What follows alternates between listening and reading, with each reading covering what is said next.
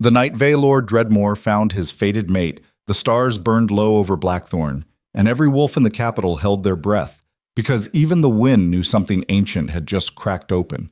He stood at the center of his own power, surrounded by everything a king could want, and felt the bond snap into place like a blade between his ribs. She wasn't noble, she wasn't political, she was everything destiny promised, and everything his throne couldn't survive. Tonight, you're going to watch an empire built on sacrifice finally burn from the inside out. Stay until the last ember. Drop your city below. Let me know where in the world you're watching this story end. The Hall of Wolves had seen coronations, executions, and 3 succession wars fought in whispers over wine cups. It had witnessed generals weep and enemies kneel and old men die with their boots on rather than surrender their seats at the war table. The obsidian columns rising 40 feet to the vaulted ceiling had absorbed the screams of the humiliated and the silence of the condemned with equal indifference, the way stone absorbs everything eventually. Heat, bloodstain, the particular echo of a name spoken by someone who will never speak it again. Vaelor Dreadmoor had stood in this hall since he was 9 years old and learned not to flinch.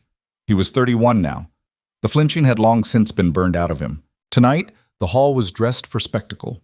Crystal chandeliers blazing with 500 candles.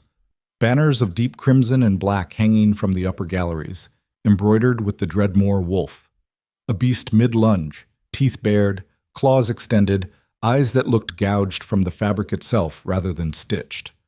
300 guests filled the floor below the dais, lords, generals, trade magnates, the wives and daughters they brought as decorative assertions of alliance. The air smelled of candle wax and roasted boar, and the faint ammonia of nervous wolves wearing too much perfume to cover it. Vaelor stood above them on the elevated platform, a step below his throne, and let them look. That was half the performance. The looking. Letting them catalog every detail. The black armor with the silver wolf head at the sternum, the sword at his hip that had drawn blood in 9 different territories, the jaw that had never trembled in public, the eyes that cataloged threats the way other men cataloged opportunities. They needed to see a king. They needed to feel the particular cold that emanated from someone who had long since stopped needing their approval. He gave them what they needed. His chancellor, Morrow, a thin-necked man who had served 3 kings and survived by mastering the art of meaning. Nothing personally, leaned close to his ear. Delegation from the Ashwin territories arrived late, my lord. Border healers. Here for the quarterly tribute presentation. Apologies have been tendered. Seat them where there's room, Vaelor said, without looking at him. Sire, the presentation protocols. Morrow. Yes, sire. Find them a seat. The man retreated. Vaelor returned to the performance of stillness. He didn't notice her at first. That was the truth he would turn over in his mind for years afterward. That the most significant moment of his life began without fanfare, without presentiment, without the cosmic warning he might have used to brace himself. There was no shift in the air, no sudden silence. The musicians in the upper gallery were playing something martial and forgettable, and the crowd below was doing what crowds always did, moving in its slow social currents. Small clusters of power orbiting larger clusters of power, everyone watching the room while pretending to watch each other. Then he turned his head. Not because anything drew his attention, not because instinct warned him. He turned his head the way a man might adjust his weight from one foot to the other, a small, mechanical adjustment with no intention behind it, and the bond ignited. It didn't feel like warmth. That was the lie romantics told, the ones who'd never actually experienced it. It felt like a hand reaching through his sternum from the other side of the room and closing around something he hadn't known was there. Not violent, not gentle, just absolute. The way a lock feels when the correct key finds it. That click of recognition, that sense of a mechanism that has been waiting. She was standing near the east archway, half concealed by a stone pillar, dressed in the plain gray-green of a border healer, with travel dust still on her boots and her dark hair braided simply back from her face. She wasn't looking at him. She was looking at the floor, actually, in that particular way of someone who has been told too many times to make herself smaller in rooms like this. Then, as if his attention were itself a physical force, she looked up, brown eyes, dark as river-bottom mud after autumn rain, eyes that had seen suffering and not looked away from it. They found him across 200 feet of candlelight and marble and noise, and something in them went very still. She felt it too. Every wolf in the room felt something. He could see it. The almost imperceptible pause in conversation, the slight tipping of heads, the way 3 different generals near the center of the floor went momentarily rigid, nostrils flaring, reading the shift in the air, the way wolves always read what the air carried. One of the older lords near the dais turned and found Vaelor's face, and whatever he saw there made him immediately turn away and begin loudly discussing crop yields with his neighbor. Vaelor descended the dais steps. He didn't make a decision to do it. The legs simply moved. 4 steps down, then across the floor, and the crowd parted with the automatic deference that had become so ordinary he'd stopped registering it, except that now it barely touched him, because his entire awareness had narrowed to the woman standing against the stone pillar who had not moved and was still watching him come toward her with those steady, dark-bottomed eyes. He stopped 4 feet away, close enough for the bond to settle into something coherent between them, close enough to see the pulse at her throat, the small controlled quality of her breathing, someone who was frightened and not letting it show, which told him more about her than an hour of conversation would have. "You're from Ashwin territory," he said. Her chin came up a fraction, not defiance, just the refusal to be looked down on by someone taller. "Yes." "A healer." "Yes." "What's your name?" She held his gaze for a moment that stretched past comfortable and into something else. "Elira, my lord." The say, "my lord," arrived as a slight delay, as if she'd had to remind herself to append it. He noticed. He noticed everything about her, because the bond was feeding him information he couldn't process fast enough. The particular set of her shoulders that said she bore weight without complaint, the calluses on her hands from practical work, the faint scar along her left jaw from something old that had healed crooked, the way she occupied her own space without apology, despite every social signal in this room telling her she should be smaller. "Elira Ashwin. Elira of Ashwin," she corrected quietly. "I'm not the territory, just someone from it." Something moved in his chest that had no name he was willing to assign it. Around them, the hall had not resumed its normal current. 300 wolves standing in the polished awareness of their own social instincts, and every one of them was watching the Alpha King stand 4 feet from a border healer with his full, unguarded attention fixed on her face.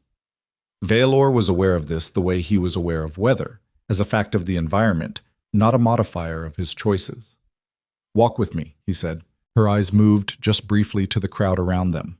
Whatever calculation she ran took less than 2 seconds. "I don't think that's a wise suggestion." It wasn't a suggestion.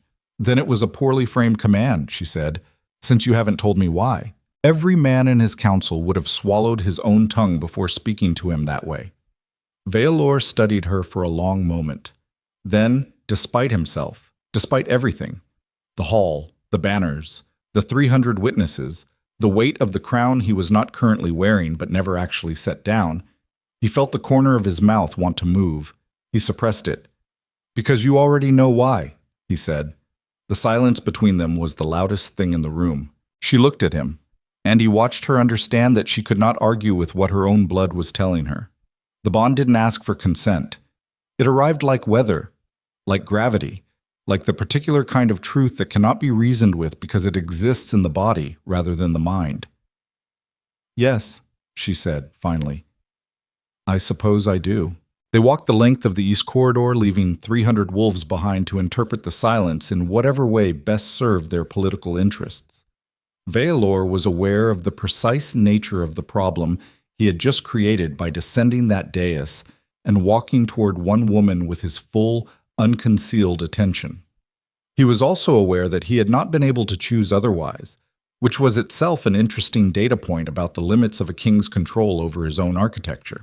The corridor opened onto a balcony overlooking the inner courtyard. Night air, cool and carrying the smell of rain that hadn't arrived yet. Torches and iron brackets along the wall. The city of Dreadmoor below and beyond, the capital of an empire, its light spreading in every direction like a map of everything he was responsible for. She stood at the railing and looked out at it. "I've never been to the capital," she said, not awe in her voice, just observation. "What do you think of it?" "It's very large," she said, "and it smells like fear." He almost stopped breathing.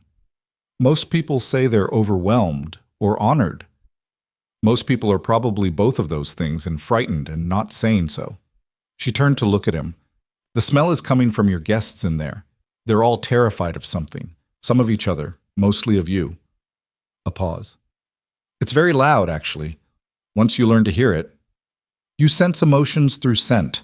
Healers do. It helps diagnose what people won't say aloud. He leaned against the balcony railing and studied her in the torchlight. The calluses. The scar. The particular quality of her stillness. How long have you been a healer? Since I was 14. My mother was one before me. Something moved briefly across her face. She died 3 years ago. Pack fever. I'm sorry.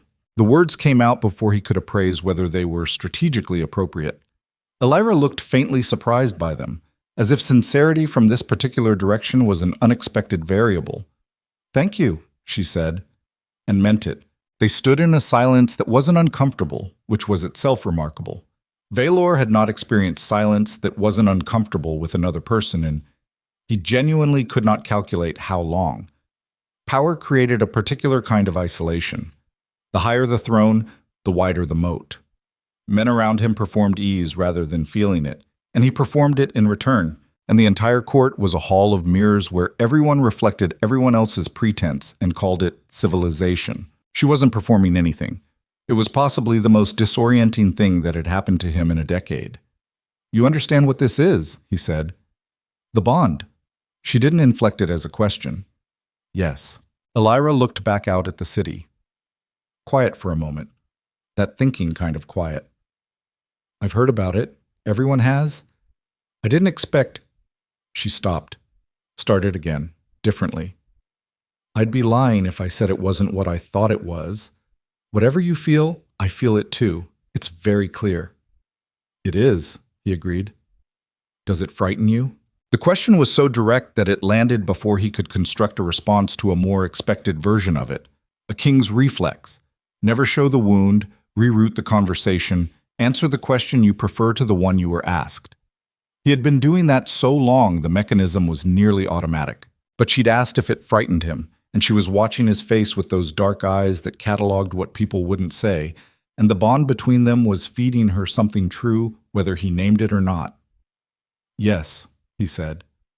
She nodded slowly, as if that confirmed something. Me too. The moment sat between them, unguarded from both sides, which was so far outside Vaelor's ordinary experience of the world that he felt slightly unmoored by it. Not unpleasantly. That was the other thing. Not unpleasant at all, which was precisely why it was dangerous. He pushed away from the railing. You'll be housed in the East Wing with your delegation.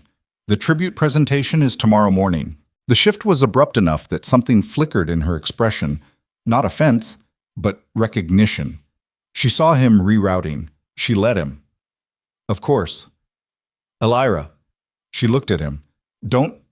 He stopped. Let the unfinished sentence hang there, because the end of it was too many things. Don't disappear. Don't let me forget what this feels like. Don't be something I cannot afford. Sleep well, he said. She held his gaze for one moment longer than courtesy required. You too, she said. And then, very quietly, though I doubt either of us will. She wasn't wrong. He didn't sleep. He stood at the window of his private chambers at the top of the eastern tower and watched the city and turned the problem over in his mind with the cold, systematic thoroughness of a man who had spent 15 years reducing impossible situations to their component parts and finding the tactical solution. There wasn't one. That was the conclusion he arrived at before midnight, and then confirmed again, and then confirmed a third time with a thoroughness that bordered on self-punishment, because Vaelor Dreadmoor was the kind of man who would press on a wound to be certain it was real. He spread the reports across the war table himself, without his counsel, because this was not a problem he could think through with witnesses. The 7 realms, charted in blue ink on heavy vellum. The empire he'd inherited at 19 after his father's chest stopped without warning during a winter council session, leaving a throne, a war, 3 unresolved treaties, and a boy who had not yet finished deciding what kind of man he intended to be. He'd decided fast. The war demanded it. Here, the Northern Territories, where Lord Caven's tax refusals had graduated from passive resistance to armed escorts on grain shipments. Here, the western coast, where the Voss dynasty's third daughter had just turned 17, which made her theoretically marriageable and therefore politically useful. Here, the border with the Iron Teeth clans, where raids had increased 40% since last harvest, which his intelligence officers said was desperation from drought, but his generals said was preparation for something coordinated. Here, the Imperial Treasury, 3 years of war funding and drought relief away from a number that would require either new taxation or new alliances, or both. And the Council's proposal, which had been sitting on his desk for 6 weeks, Princess Celine Vossar. Alliance through marriage. The Vossar military network spanning 4 territories, 12,000 trained soldiers, a naval force that controlled the eastern trade routes. The agreement that would, his chancellor's words, stabilize the political architecture of the empire for a generation. Vaelor had read it 6 weeks ago and said he would consider it. He had been considering it. In the background, the way a man considers the weather while doing other work, aware of it, not yet ready to name it. Tonight the consideration was finished, because he knew what the bond meant. He knew that Elira Ashwin was his fated mate the way he knew the sun would come up, not by faith, by mechanism. The ancient compulsion, the recognition in the blood. Every wolf-born ruler in the history of the empire had understood that a fated mate was not optional, not a preference among preferences. The mate bond was the deepest law in their nature, older than crowns, older than walls. He also knew what happened to empires that ran on alliances too thin to hold. He had watched it happen to his father. 3 years of internal pressures his father had managed by personality alone. The particular charisma of a man who could walk into a room and make every enemy feel briefly like a friend. And then his father's chest stopped, and in 18 months the alliances that had held through sheer force of presence began to dissolve at the edges. And Vaelor had spent his first 4 years of rule doing nothing except repairing the structural damage that one man's absence had revealed. Personality was not infrastructure. Loyalty manufactured by warmth alone was not loyalty. It was comfort, wearing loyalty's clothes. He needed the Vossar alliance, not wanted. Needed. The word with the weight of consequence behind it. Without it, the Northern Rebellion had a timeline of 3 to 5 years before it became ungovernable. Without it, the Iron Teeth raids would continue accelerating.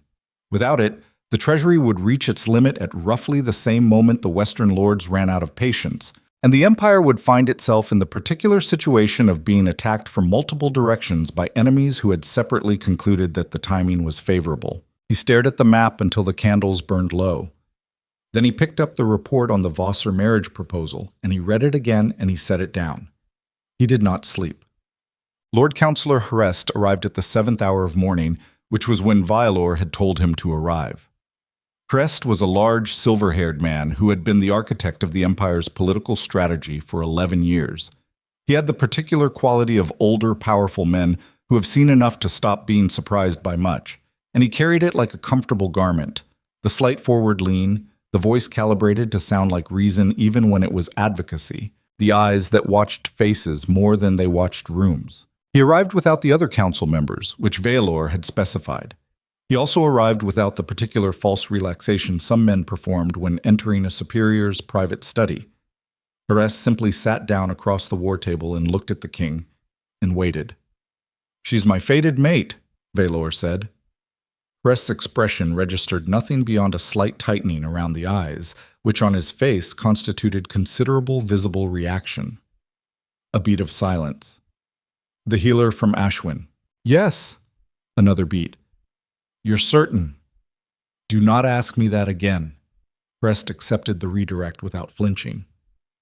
He looked at the map spread across the table, looked at it for a long time, in the way of a man composing his thoughts before deploying them. "My lord," he said finally, "I will tell you the truth as plainly as I know how. That's why you're here without the others." A nod, slow and deliberate. The Vossar proposal was contingent on a decision within 90 days. That window closes in 11. If you reject the alliance to claim a fated mate, he paused, chose his next words with visible care. You will not simply lose the alliance. The Vaelor family's pride is their political currency. A rejection of this magnitude would be answered, not immediately, but thoroughly. Vaelor said nothing. Lord Caven's people are already meeting with foreign representatives. We have confirmed intelligence on this. They are looking for external support to formalize the rebellion. If they approach the Vossers after a rejection, Rest let that sentence complete itself. Vaelor looked at the map. If the Empire fractures, Rest continued, and his voice had dropped to the particular register of a man saying things he would prefer not to say, the cost in lives is not theoretical. The northern territories alone contain 700,000 people. A war there would— I understand the arithmetic, Vaelor said. Silence. Rest looked at his king's face, then looked away from it, which was the closest he would come to acknowledging that what he was asking required something beyond political calculation. There is one other consideration, he said. Fated bond or not, the Soulbinder protocols. Vaelor went very still. Explain. Our archivist brought it to my attention this morning when I became aware of the situation. Rest reached into the document case he'd carried in and withdrew a single sheet of parchment, set it on the table between them. Ancient records, pre-Empire. The historical archives reference a class of wolf known as a Soulbinder, documented in 7 separate pre-Empire accounts. The gift runs in bloodlines from the old frontier territories. He let a pause settle. Ashwin territory is old frontier stock. Vaelor picked up the parchment. The records describe it as an involuntary capacity, Rest said. A Soulbinder's presence in a ruling seat was historically associated with— stability is the word most sources use, the strengthening of bonds between pacts and territories. The old kings kept them at court deliberately. Another pause. The records also note what happened in the 2 documented cases where a Soulbinder was removed from a court that had come to depend on the effect. Vaelor read the page. Read it a second time. Slow dissolution, he said. Over years. Yes. Rest folded his hands on the table. My lord, I present this not as a recommendation in either direction. I present it because you should have complete information. Vaelor set the parchment down. He looked at the map. He looked at the treasury reports. He looked at the intelligence summary on Lord Caven's foreign meetings. He did not look at Harest, because Harest's face would show him what the man thought, and he didn't want anyone's opinion clouding the particular clarity of the decision he was about to make, which needed to be entirely his. A kingdom of millions of people, or one woman who had looked him in the eye without flinching and asked if he was frightened and accepted his honest answer without using it against him. He thought about the scar along her jaw, the calluses, the way she said, "I'm not the territory, just someone from it." He thought about 700,000 people in the northern territories in a war with a body count. His generals would eventually stop estimating because the number would become abstract. He thought about what it meant to be a king, not a mate, not a man who could afford to follow the pull in his chest wherever it led. A king. The specific singular weight of that office, which had taken everything from him and asked him every day for more, and which he had said yes to every time because the alternative was a throne empty at exactly the moment it couldn't afford to be. Send the Vassar acceptance, he said. Rest did not move for a moment. My lord, I've decided. The bond. I am aware of what I'm deciding. His voice came out flat and absolute. The voice he used in war councils when a decision had been made and what remained was execution, not debate. Acceptance. Formal. Binding. Whatever language their representatives require to make it unambiguous. A long silence. Rest stood, gathered his document case. At the door, he stopped with his back still turned. My lord, the rejection of a fated mate, it must be public. It must be witnessed by the pack, otherwise the bond doesn't formally dissolve. A pause. You'll need to do it in the hall. Vaelor said nothing. Rest left. They gave him 5 days. The official explanation, to those who asked, and many did, was that the king had identified an anomaly in the tribute records from Ashwin territory that required a brief review before the delegation departed. A bureaucratic hold. Routine. The delegation would be housed in the East Wing and made comfortable in the interim. Elira did not ask why she was being held. She knew. On the third evening, Vaelor went to her. He did not have a plan for the conversation. He went because the alternative, sending her away without a word, letting her learn what was coming through the formal ceremony in the hall, was something he was apparently unable to do, which was its own data point about the limits of his capacity for necessary cruelty. She was in the small garden adjacent to the East Wing, sitting on a stone bench in the late light, her healer's kit open beside her as she sorted and resorted the contents with the automatic tidiness of someone whose hands needed occupation while their mind was elsewhere. She didn't hear him coming or pretended not to until he was close enough that the pretense became its own kind of statement. She looked up. He sat down on the end of the bench, not close enough to touch. She looked at his face for a moment, then looked back at her kit. "You've decided," she said. Not a question. Yes. Her hand stilled. She closed the kit carefully, the small silver latch clicking shut. A deliberate action. The action of someone giving themselves something to do rather than looking at him. The Vaelor girl. "It's a political necessity." "I know," she said. Simple. No accusation in it, which was somehow worse than accusation. "Elira? Don't." Quiet, but absolute. "Please. Don't explain it. I understand the arithmetic. I'm a border healer. I've spent years doing triage in places where the army never comes. I understand what it means when someone weighs one person against thousands and concludes." She stopped, started again from a different angle. "I understand why. That's not the same as it being something I want to hear explained."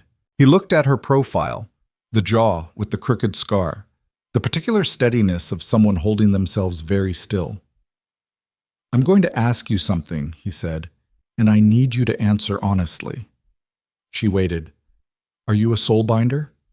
Her hands, which had been resting on the closed kit, went very still in a way that was different from the previous stillness. Not the stillness of emotional management, the stillness of recognition. "Where did you hear that word?" she said. "Ancient records. Our archivist." A long pause. "My grandmother was. She said the capacity sometimes passes through the female line." Another pause, shorter. I don't use it deliberately. I don't know how. When I'm somewhere, things tend to settle. Conflicts resolve more easily. People talk when they haven't been talking." She looked up at him. "I didn't know the old name for it." Vaelor absorbed this. "Did that factor into your decision?" Her voice was carefully neutral. "It was information I had. Every factor matters." Something moved across her face. Brief and then gone. "So the rejection is still necessary, even knowing what I am." "Because it's information I have, not because it's the deciding factor." She looked at him for a long moment. The fading light was turning her skin amber and her eyes very dark, and the bond between them was a constant low-frequency presence in his chest that he was, with considerable effort, not acknowledging. "What would you have been," she said quietly, "if you hadn't been born to this?" The question was so unexpected that he had no deflection prepared. He sat with it. "I don't know," he said. "I've never thought about it." "I think that's the saddest thing you've ever told me." He had no answer to that either. They sat in the failing light without speaking for a while. The garden smelled of late-blooming herbs she'd probably identified by name. Somewhere in the upper palace, a door opened and closed. Normal life, continuing in all directions. "The ceremony," he said finally. "It has to be in the hall. Witnessed. I know how it works. I wanted to tell you myself rather than—" "You wanted to tell me yourself," she said, and her voice had the particular edge of someone who is being precise rather than cruel, because it makes you feel less like someone who chose power over a person. And I'm not going to tell you that it doesn't. I'm also not going to tell you it does. You're the only one who gets to decide what it makes you." The accuracy of it landed in his chest with the weight of a stone. She stood up, picked up her healer's kit, looked at him from that standing height, composed and unshielded both at once, the particular combination that had unsettled him from the first moment. "I'll be there," she said. "I won't make it harder than it needs to be." A pause. "That's the only promise I'll make you." She left him sitting in the garden in the dark. The Hall of Wolves at full capacity held something close to 400 wolves. It held 412 on the morning of the formal rejection. Word had spread. Word always spread in a court, with the particular efficiency of information that carries political implications. The council members stood in their formal positions, the generals in their dress uniforms, the trade lords and their wives and daughters, the ambassadors from 3 foreign delegations who happened to be in residence and had received, through back channels, suggestions that this was a ceremony worth witnessing. Vaelor stood on the dais. Below, near the east archway, the same one where she'd stood 3 days ago, hands in the same position, boots still carrying the dust of a border territory that didn't know this was happening to its only healer, Alira Ashwin stood alone. She had not dressed for ceremony. That had been her choice, and she'd been offered better garments, and she had said no. She wore the healer's gray-green she'd arrived in, cleaned now, her hair in the same simple braid, no jewelry, no cosmetics, no performance of significance. Just herself, standing in a room where the air smelled of power and nervous wolves, the way she'd described it 3 nights ago, with the unadorned accuracy of someone who had never learned to shade the truth for comfort. Vaelor looked at her. She looked back. The bond between them hummed, low and irreversible, beneath everything. He had delivered this kind of speech before. Not this exact speech, but the type of speech that requires you to speak without feeling, to produce the correct words in the correct order while maintaining the face of a man who is executing a decision rather than living inside one. He was practiced at it. 15 years of thrones and councils and wars had given him a particular relationship with the performance of certainty. He opened his mouth. I, Vaelor Dreadmoor, Alpha King of the 7 realms, acknowledge before this gathering. The words were formal, old, the prescribed language of the rejection rite. He had memorized them. They came out with the flatness of memorization, which was the only register he had available for them, because the alternative, feeling them, was a dimension he could not allow himself in this room with this audience while still being able to finish. Alira did not move. She stood with her hands loose at her sides and her eyes on his face, and she listened to the words that severed what the universe had bound, and she did not make it harder than it needed to be. She had promised. She kept it. When he finished, the hall was profoundly silent, the kind of silence that falls not from respect but from the particular discomfort of witnessing something that cannot be unseen. He said her name last, required by the rite. Alira of Ashwin, the bond is dissolved before this gathering. You are released from all claim. She held his gaze for one long, unbroken moment. Then she turned and walked toward the east archway. She was 12 feet away when she stopped, turned back once, not fully. A partial turn. A profile. Speaking to the middle distance rather than to him, but in the silence of the hall, every word carried. You'll take good care of them, she said. Not a question. Not quite a statement. Something in between. The millions. The ones you chose. A pause. I hope it's worth what you paid. Then she walked through the archway and was gone. Vaelor stood on the dais in front of 412 witnesses and felt the bond snap back like a severed rope, not disappearing, not dissolving, simply going slack in a way that would never be taught again. And he held his face absolutely still and said nothing, and looked at the empty archway. Behind him, Crest exhaled slowly. Around him, the court began, cautiously, to breathe. And somewhere in the empire, in border territories and forgotten frontier towns, in the invisible architecture of loyalty and trust, and the 10,000 small bonds between packs that no wall chart could diagram and no general could measure, something shifted. Something that had been holding steady began, very slowly, to loosen. The king had no way to feel it. That was the first sign of how thoroughly he'd misunderstood the cost. The second sign arrived 11 weeks later, in the form of a sealed document from Lord Caven's territory, delivered by a rider who had pushed 3 horses to exhaustion and arrived in the capital gates at midnight with blood on his saddle, and news that required the king to be woken from a sleep he wasn't having anyway. Vaelor broke the seal, read the letter, read it again. The candle on his desk burned down an inch in the silence that followed. The words were simple, deliberate in their simplicity. Kaivin's hand, or someone who wrote exactly as Kaivin wrote when he wanted to be certain there was no ambiguity. The Northern Alliance has been formalized. We have pledges from 7 territories and a foreign military guarantor who has asked to remain unnamed for the present time. We are prepared to offer you one final opportunity for a negotiated settlement of the territorial dispute, to be arranged at a neutral location of your choosing, with a 40-day deadline for response. If no response is received within that window, we will consider the matter resolved by other means. We wish you well, my lord, in your recent marriage.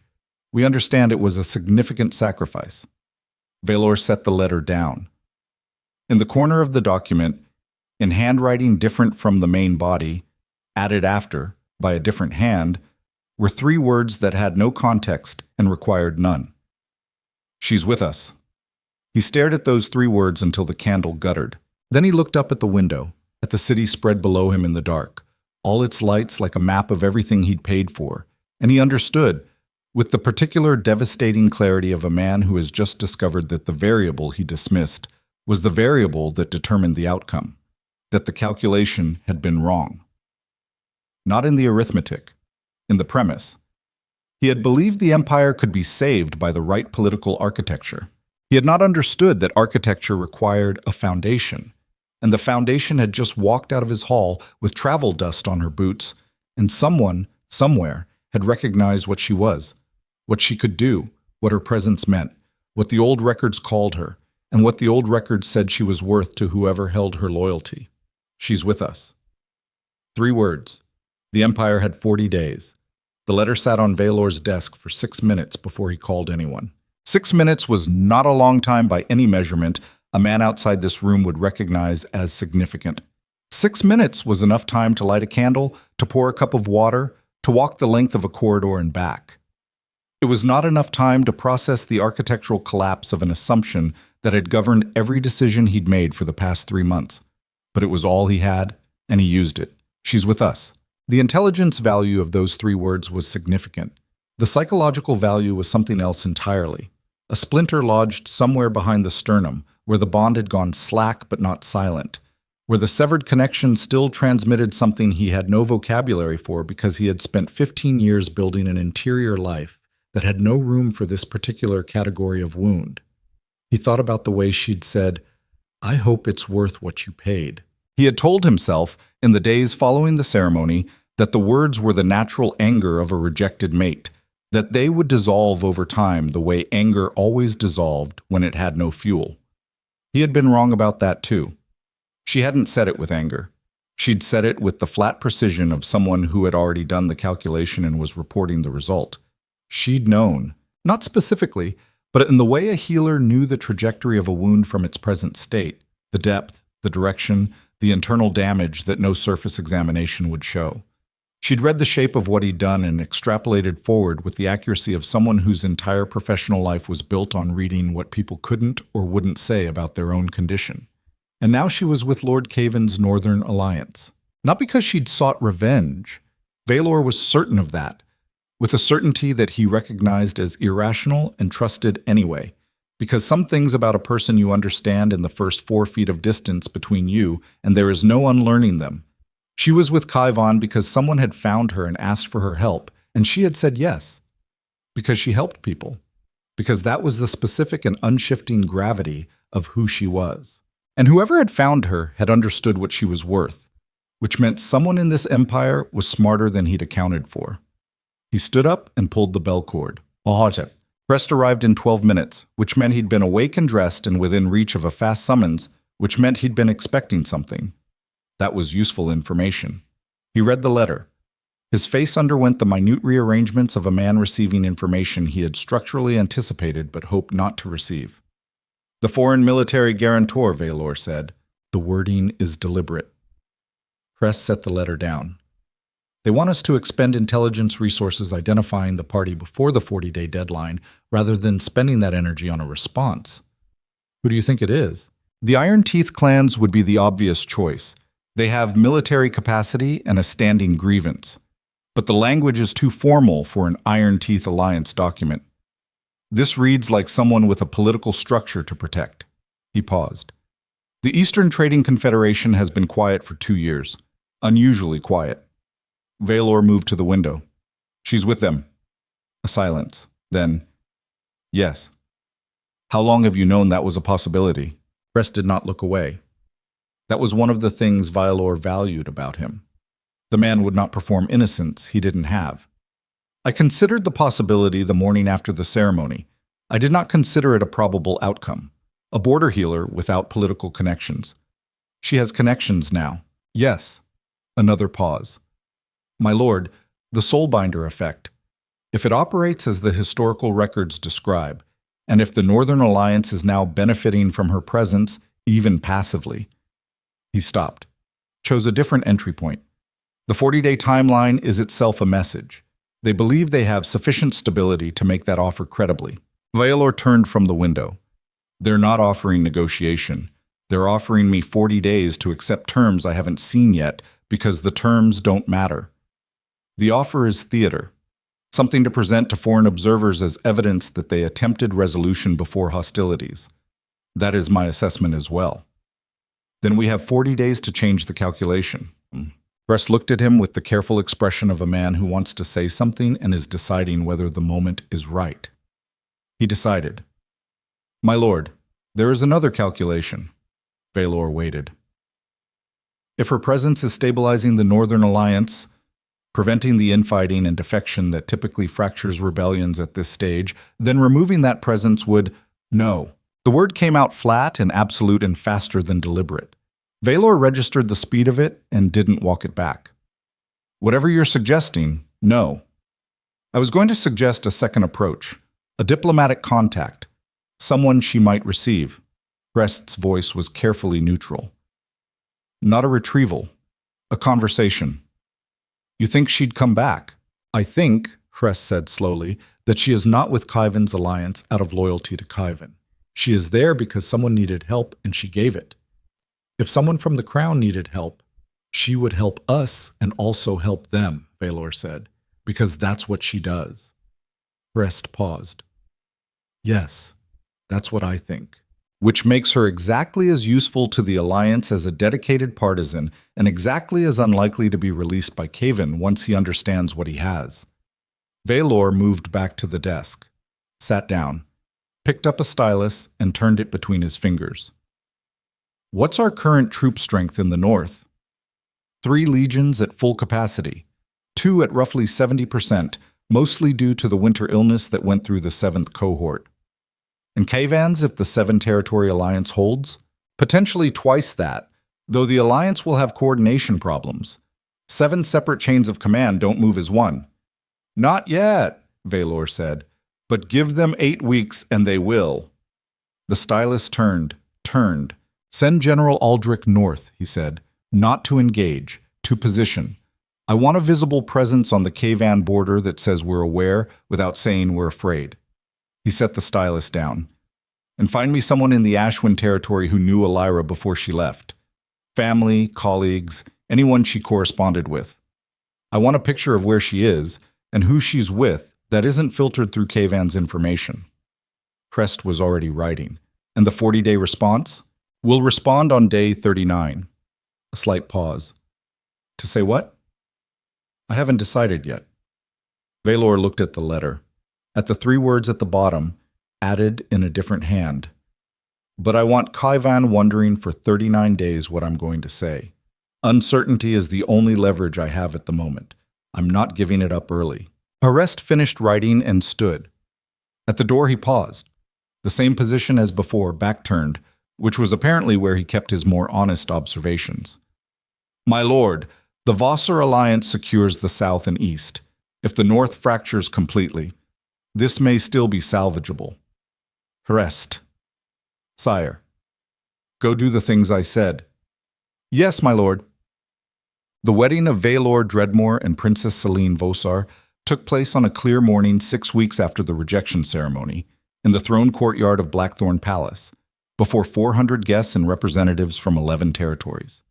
It was, by every measurable standard, a success.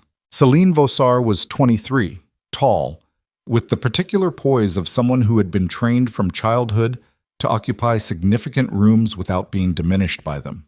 She had her father's jaw and her mother's eyes, and a mind that Vaelor recognized, in their first genuine conversation, as genuinely sharp rather than educated to appear sharp, which was a relevant distinction. She understood political architecture. She asked precise questions.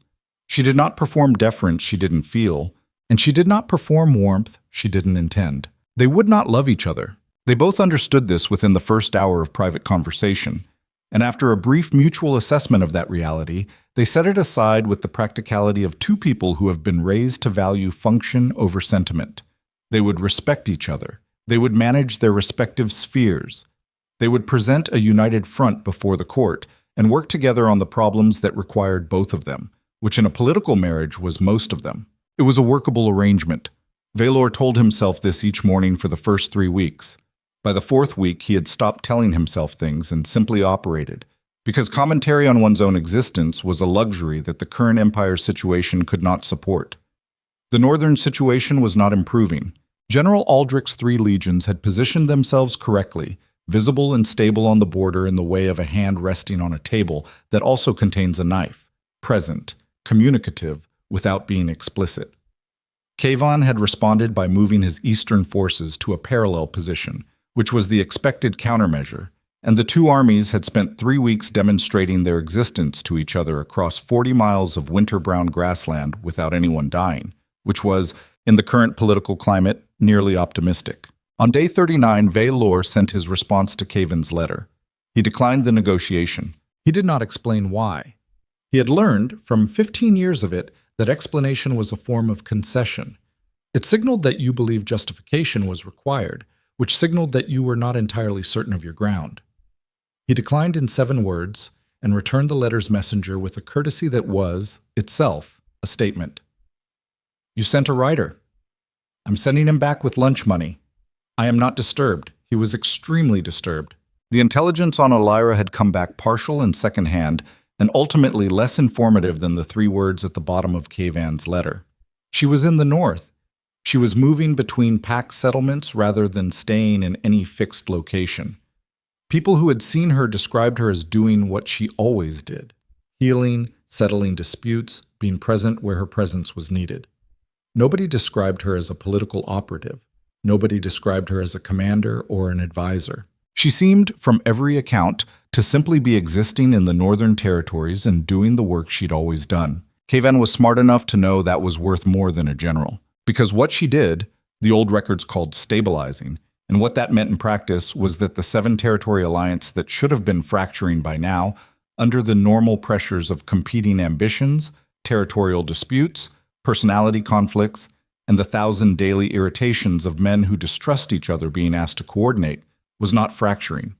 It was, by every intelligence report he received, holding, not thriving. Holding.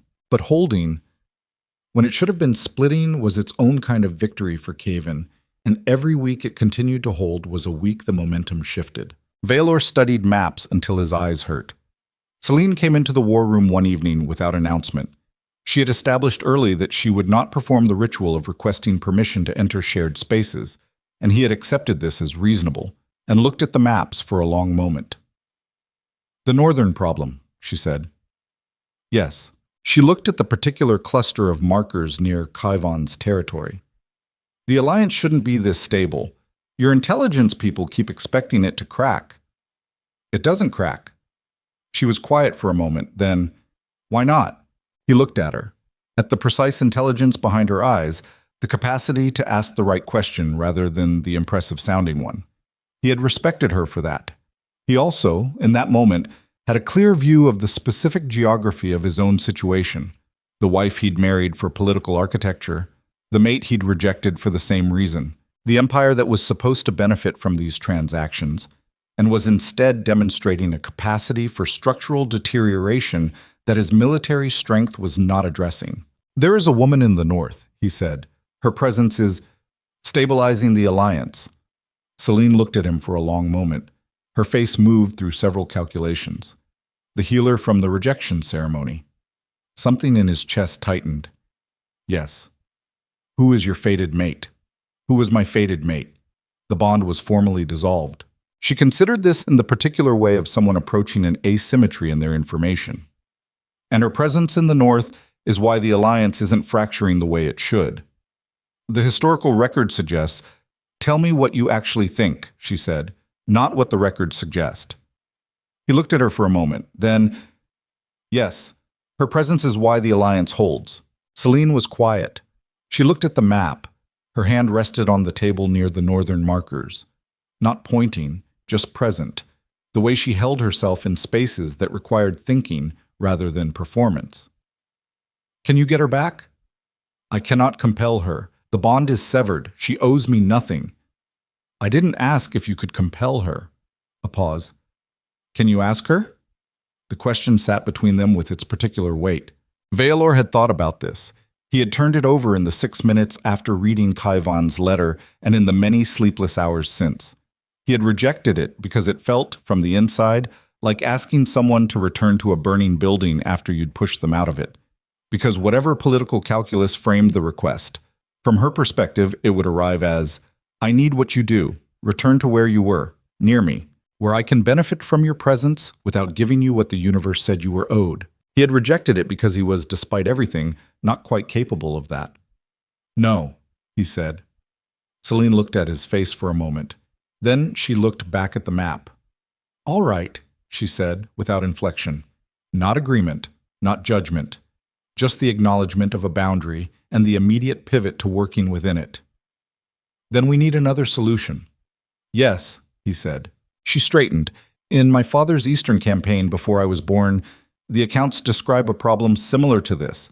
Multiple competing factions that should have fractured under pressure and didn't." She moved along the table, tracking a finger over the geography.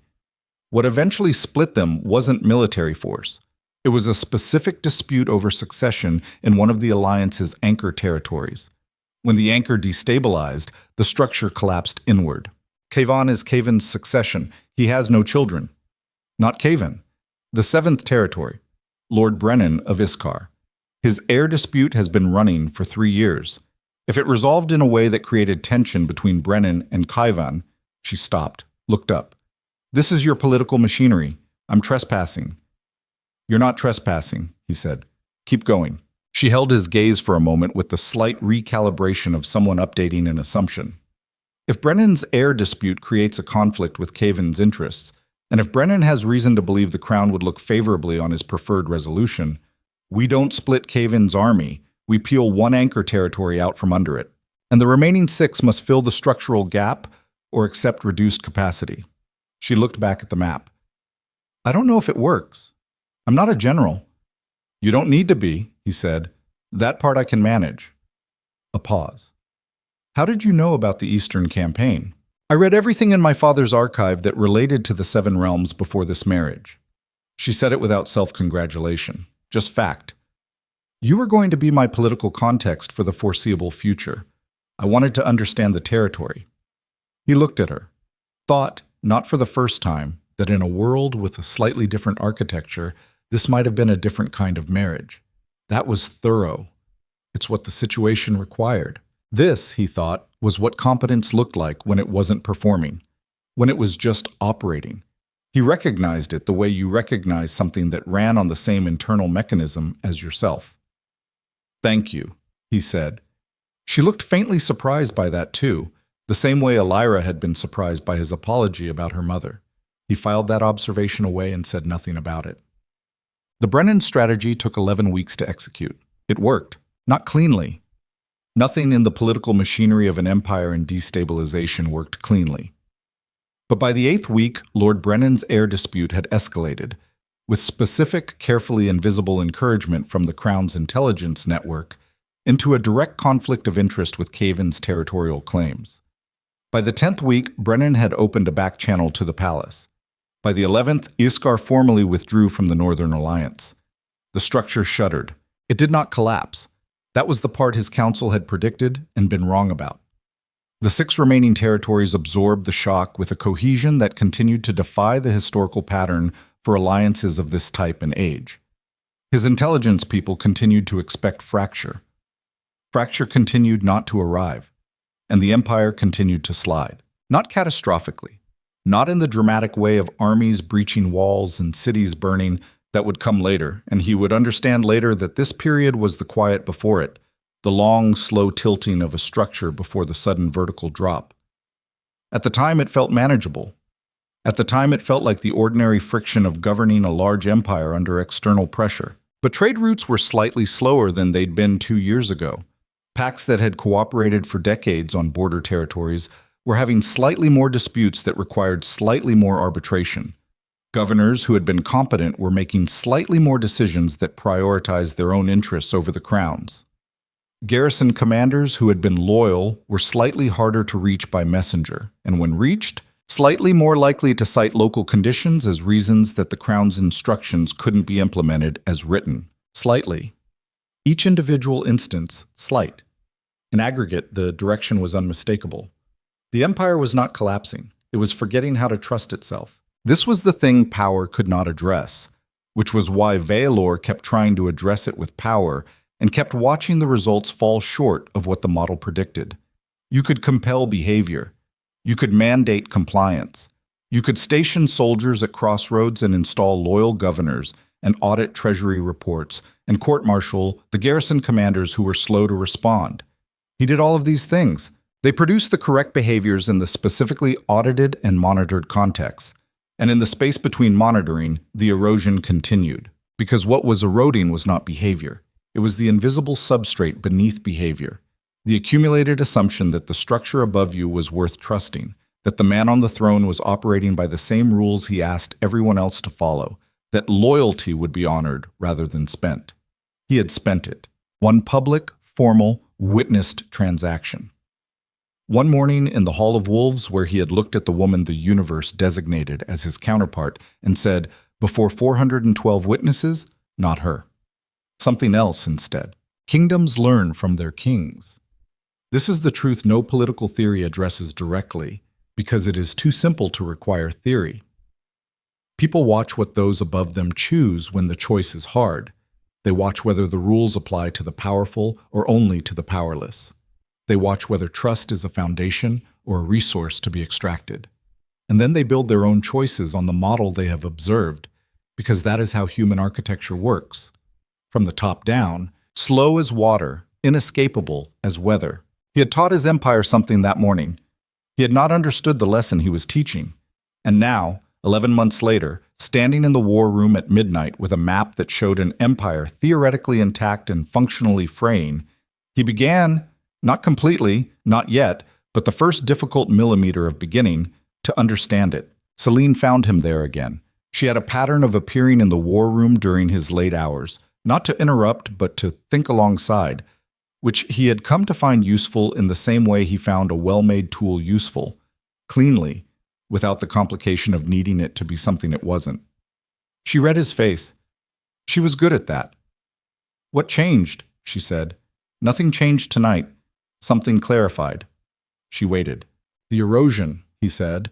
"I've been treating it as a series of separate problems. Trade disruption, governance instability, pact disputes." He looked at the map. "It's not separate." "What is it?" He was quiet for a moment, turned it over, the way a man turns an object to find the part he hasn't examined yet. When a wolf pack changes leadership under stress, there's a period where the new hierarchy is established and the pack's behavior becomes erratic. Not because the new alpha is weak, because trust hasn't been transferred. The animals are operating in the space between the old certainty and the new one. He looked up. An empire operates the same way. I changed the foundation, what the crown was willing to trade, what the crown was willing to sacrifice, and the empire has spent a year in that in-between space. Celine looked at the map. Then the solution is to reestablish what the foundation is. The solution is that I'm not sure the foundation I established is one they'll trust. He paused. Chose honesty over presentation. The morning in the hall, the rejection. Every wolf in this empire who has pack instincts understood what that transaction meant. The strongest alpha in the empire chose power over bond. They learned that the bond is subordinate to the throne. Silence. And now, he continued, when I ask them to trust the throne, I'm asking them to trust something that has already demonstrated it will sacrifice the deepest thing in our nature for political convenience. He stopped. They're not wrong to hesitate. Celine was quiet for a long time. When she spoke, her voice was careful in the way of someone who has decided honesty serves better than tact, but is still choosing her exact entry point. You're describing a problem that may not have a political solution. I know. What kind of solution does it have? He looked at the map. The 7 territories marked in the colors that designated alliance and fracture and contested ground. The blank spaces between them where the invisible bonds should be and were growing threadbare. The north, where somewhere in the pack settlements a woman was moving from place to place doing the work she'd always done. Not because it was strategic, but because that was the shape of her. I don't know yet, he said. That was the most honest thing he'd said in 11 months. And it was precisely then, at that specific unguarded moment of acknowledged uncertainty, that the door opened and Hrest came in with the look on his face that Vaelor had learned over 15 years to read as, "Something has changed, and you will not like it." He was carrying 2 documents. The first was an intelligence report. The second was a letter, sealed with an emblem Vaelor recognized as belonging to the Eastern Trading Confederation, the party that had been, for 2 years, unusually quiet. They had stopped being quiet. Hrest set both documents on the table. Vaelor looked at the intelligence report first. Read it, set it down, looked at the letter, broke the seal, read 3 sentences and stopped. Celine watched his face. "The Eastern Confederation," he said. His voice came out flat, which was what his voice did when the information was bad enough to require the flatness as structural support. "They are Kayvan's foreign guarantor." Celine went very still. "Their military capacity, combined with the Northern Alliance's 6 remaining territories, it exceeds our total deployment capability in the north by roughly 40%. He set the letter down. "They've also made a direct approach to 3 of our southern governors, formally, letters. They're not hiding it. They want us to know they made the approach. To demonstrate reach. To demonstrate that the calculation has changed." He looked at the intelligence report again, the specific paragraph he'd stopped at. "The Eastern Confederation's representative met with Elira Ashwin 6 weeks ago in the northern settlement where she's been working." A pause. "The report says the meeting lasted 2 hours. Our source couldn't get closer than 60 feet. Celine said nothing. The war room was very quiet. Candles. The map. The 2 of them standing on opposite sides of a table covered in the evidence of an empire that was reaching its specific structural limit. "She didn't plan this," Vaelor said. "Not to Celine, not to the room, to the truth of it, which required saying aloud to become completely real. She's not coordinating it, but she's at the center of it anyway, because whoever is coordinating it is smart enough to keep her close, because she stabilizes whatever she's near. Because she stabilizes whatever she's near." He looked at the Eastern Confederation's letter, at the measured, formal language of people who believed they were winning. And someone has built a military and political alliance around that stability, and it is about to become very difficult to fight. Celine looked at him. "What do you need?" He picked up the intelligence report, set it down again, looked at the map. What he needed was a thing he could not have. He had made that decision 11 months ago in a garden where the air smelled of late-blooming herbs, and he had stood by it, and the consequences were now assembled in the north and east and looking south with a patience that had been purchased with exactly the kind of bond he had sacrificed. What he had was a political marriage that was working as well as such arrangements could work, a military that was competent and outnumbered, an empire that was learning the wrong lessons from his example, and 37 days before Kayvan's deadline, the one he'd declined to negotiate, technically expired and became something other than a deadline. "I need to go north," he said. Celine looked at him for a long moment. He watched her run the calculation, what that meant tactically, what it meant politically, what it meant about the specific situation they were both already aware of and had not directly named since the evening he'd said her name. And Celine had said all right with that particular flatness that was not judgment, but was close enough to understand. "Alone?" she asked. "With a small escort. No army. An army says military pressure. I need to say something else." "What do you need to say?" He looked at the map, the blank spaces, the fraying threads, the invisible architecture of trust that he had spent 11 months watching dissolve without understanding what he was watching. He thought about Elira in the garden with her healer's kit and her steady eyes. He thought about what she'd said when he told her the rejection was necessary for the sake of millions. I understand the arithmetic. That's not the same as it being something I want to hear explained. He thought about 3 words in a different handwriting at the bottom of a political letter. She's with us. And the specific clarifying pain of understanding, finally and completely, that this was not about Elira being used by Kayvan's alliance. It was about something far simpler and far more damning. She had simply gone where she was needed. And his empire had been too busy learning the lesson he'd taught it, that loyalty is expendable, that survival matters more than honor, to be the place that needed her. I need to say, he said slowly, that I understand what I did wrong. The words sat in the room with the particular weight of things that cannot be unsaid. Celine looked at his face. Her own gave nothing visible away, which was one of the things about her. The genuine opacity, the mind that processed everything inward. Then she said, "Will she receive you?" "I don't know." "Will it matter if she doesn't?" He was quiet for a long moment. "I think," he said, "that it already matters whether I go, regardless of what she does."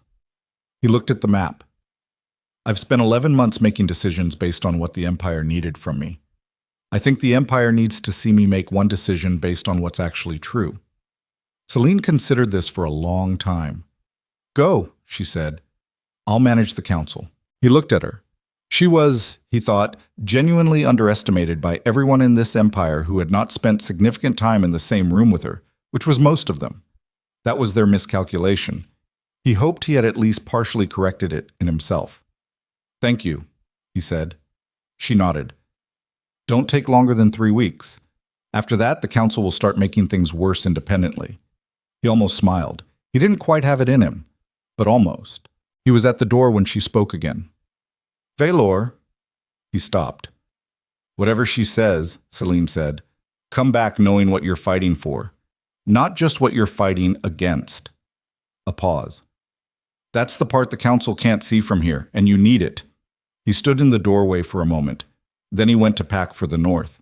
He was 3 days outside the capital, riding hard with 6 men through the Greystone territory where the roads turned to rutted track and the trees grew close enough to turn afternoon into early dark, when his lead outrider pulled up short at a ridgeline and looked back with the particular expression of a man who has seen something that changes the morning's plan. Below them, in a valley settlement that hadn't been on any of Vaelor's maps as significant, a column of smoke rose from 3 different points, not cooking fires. The black heavy smoke of structures burning. His outrider said, "My lord." Vaelor was already moving down the ridge before the man finished the sentence. The settlement was not large. 200 people, maybe fewer, the kind of place that existed by doing one thing well.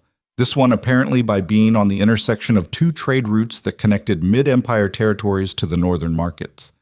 The burning buildings were at the settlement's edge, recently ignited, the fire still in its aggressive early stage rather than the collapsing aftermath. And in the central clearing between a well and a grain store, a man Vaelor recognized from his intelligence briefings, one of Kayvan's regional commanders, a hard-faced wolf named Dressed, who had a reputation for effective brutality, stood with 40 armed soldiers facing a much smaller group of settlement wolves who had clearly just been trying to prevent exactly this situation.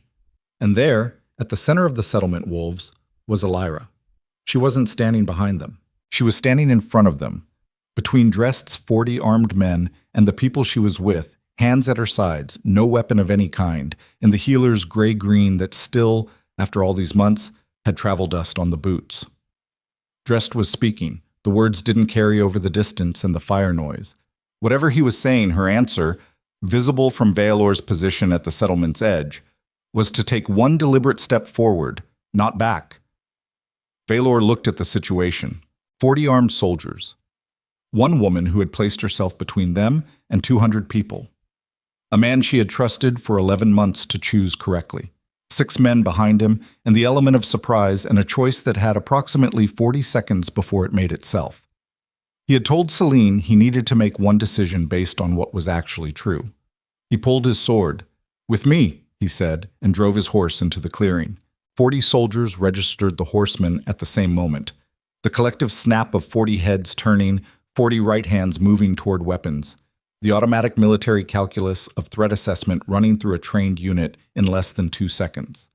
Vaelor had fought enough battles to know that 2 seconds was enough time to determine how the next 2 hours went. He pulled his horse to a stop at the clearing's edge rather than driving through it, which was the instinct and also the wrong move. A charge into the center of 40 armed men with 6 riders was not tactics, it was a statement, and the statement would be written in the blood of 6 men and accomplish nothing. He stopped, straightened. Let them see the armor, let them see his face. The recognition moved through Dresd's unit like a current through water, visible, fast, and carrying something in it that wasn't fear but was adjacent to it. The particular tension of 40 soldiers who have just realized that whatever they were doing has acquired a witness they did not account for. Dresd turned. He was a thick-set man in his mid-40s with the kind of face that had been weathered by deliberate exposure to harsh conditions rather than natural aging, a distinction Vaelor could read because he'd spent years looking at men who had done the same thing. A career soldier, the kind who rose by being reliably effective rather than brilliant, competent at brutality, not comfortable with complication. Vaelor was, at this moment, a significant complication.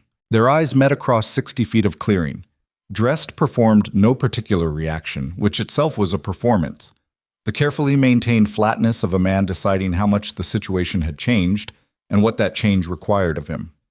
Vaelor looked past him. Alira had not moved. She was still standing in front of the settlement wolves, still between them and the soldiers, still with her hands at her sides. She was looking at Vaelor now. Her face had the quality he remembered from the garden and the balcony and the hall, controlled, present, not performing anything. Her eyes moved over him the way you check a person for injury before you assess the broader situation. Old habit. Healer's reflex. He was not injured.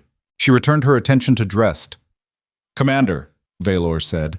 His voice carried the clearing without effort. 15 years of throne rooms. "Step your men back." Dresd's jaw worked once. "My Lord King, this settlement has been declared a provisioning asset for... I heard you the first time. Step your men back." A beat. The particular kind of beat where a man of middling authority decides how far a direct order from absolute authority can be tested when the man giving the order has only 6 riders and you have 40 soldiers and 3 burning buildings behind you, and there are no witnesses except the people you are about to finish intimidating. Dresd stepped his men back. Not far. 20 feet. Enough to be technically compliant without conceding the ground. He was smarter than he looked, which was a relevant data point. Vaelor dismounted. He handed his reins to the outrider without looking away from the clearing, walked forward until he was at the well, at the center of the triangle between Dresd's unit and Alira's position, and the burning structures still generating their black column of smoke. He looked at the fires. He looked at Alira. She looked back. Up close, she was different and the same. Months of the North in her face, not damage exactly, but a kind of settling that happened to people who spent time doing hard work in hard conditions. Her braid had grown longer. There was a new scar along the back of her right hand, recent enough to still be pink. She was watching him with those dark river-bottom eyes, and the expression in them was impossible to fully categorize. Not warm, not cold, not hostile. Something more complicated. The look of someone who has built a new version of their life around a specific absence and is now required to assess an unexpected presence. "These people need their grain store intact," she said, directly, no preamble. "I'm aware," he said. "Then tell your general's man to stop burning it." He turned to Dresd. "The fires go out. Now." Dresd's face did something that was not quite insubordination and was not quite compliance. "My lord, Lord Caven's provisioning orders are superseded." Flat, complete. The kind of statement that leaves no interpretive space. "Put the fires out, Commander. The next time I say it, it's a court-martial." The fires went out. It took 20 minutes, settlement wolves and soldiers working in uncomfortable proximity, and during those 20 minutes, Vaelor stood at the well, and Alira stood 6 feet away from him, and neither of them spoke because the situation did not yet have the shape required for the conversation they were both aware needed to happen. When the last fire was out and Dresd's unit had been repositioned to the settlement perimeter, far enough that the conversation at the well would not be directly audible, Alira looked at him with a directness that had not changed at all. "Why are you here?" she said. "Not where did you come from?" Not what are you doing in the north? Why are you here? With the emphasis on the second word. Meaning, of all the places an emperor could be and all the problems an emperor currently has, what brought you specifically to this specific valley? I was riding north to find you, he said. She absorbed this without visible reaction. To ask me to come back. To tell you something. Whether you come back is your decision. Her eyes stayed on his face. She was reading him the way she'd read him on the balcony. Not his words, the thing beneath them. What did you need to tell me? That I understand what I did wrong. He said it the same way he'd said it to the empty war room, with Celine watching, flatly, because the flatness was structural support for a statement that would otherwise have no stable container. Not the political calculation, not the strategic error. What I did wrong. The settlement moved around them, people checking their grain store, someone crying from the smoke, 2 children being collected by a woman who walked fast and didn't look at the soldiers. Normal life, continuing in all directions the way it always did. Elara said nothing for a long time. You taught them something, she said, finally. Your people. When you stood in that hall. I know. You taught them that the deepest thing in your nature is negotiable, that it has a price. She wasn't looking at him now. She was looking at the settlement wolves, the burned edge of the grain store, the children. And now you're watching them learn the lesson you taught. Yes. She turned back to him, knowing that, does it change what you'd choose? If you could go back to that morning? The question was not rhetorical. She wasn't asking it to wound him. She was asking it because she was a woman who had spent her life in the specific business of honest assessment, and she needed to know the shape of what stood in front of her before she knew how to respond to it. He held her gaze. I don't know, he said. It was not the answer that would have served him best. It was the only true one. Something shifted in her expression. Not warmth, not forgiveness, but the particular recalibration of someone who has received honesty when they expected performance.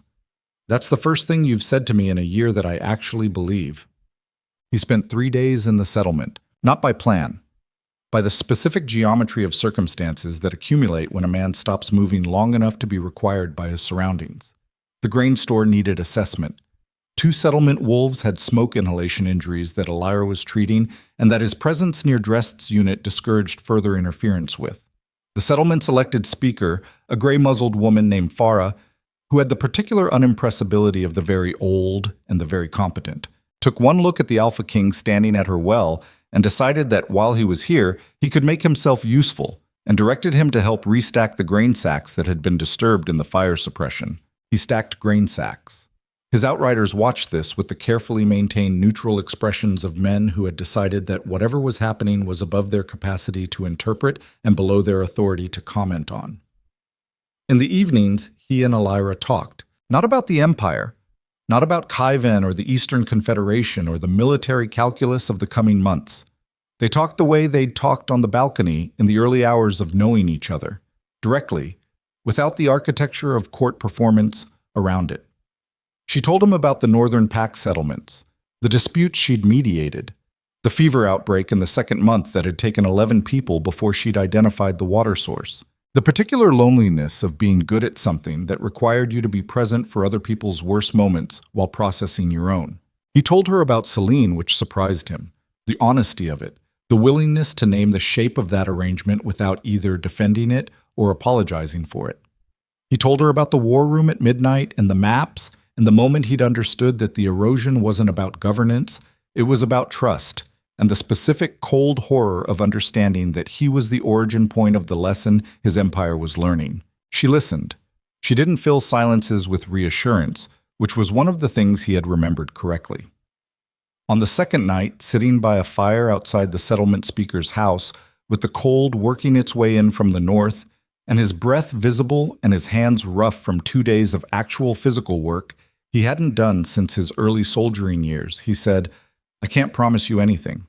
She looked at the fire. I know. Whatever I understand now, the political situation is the same. The Vaelor marriage is the same. The Empire's structural problems don't... Vaelor. She said his name without title, the way she had from the first conversation. And it landed the same way it always did. like something that bypassed the formal infrastructure entirely and arrived at whatever was underneath. I know. I wasn't waiting for promises. A pause. I was waiting to see if you were capable of understanding something I'd already understood. And you are. She looked up from the fire. That matters to me. Whether it changes anything practical, that's a different question. Will you come back? She was quiet for a long time. The fire moved. Somewhere in the settlement, a dog barked once and stopped. Come back to what? She said finally.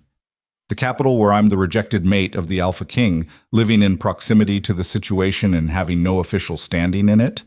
Come back to a court where every political operator in the empire will spend every waking hour trying to determine how to use my presence or my absence for leverage. She looked at him steadily.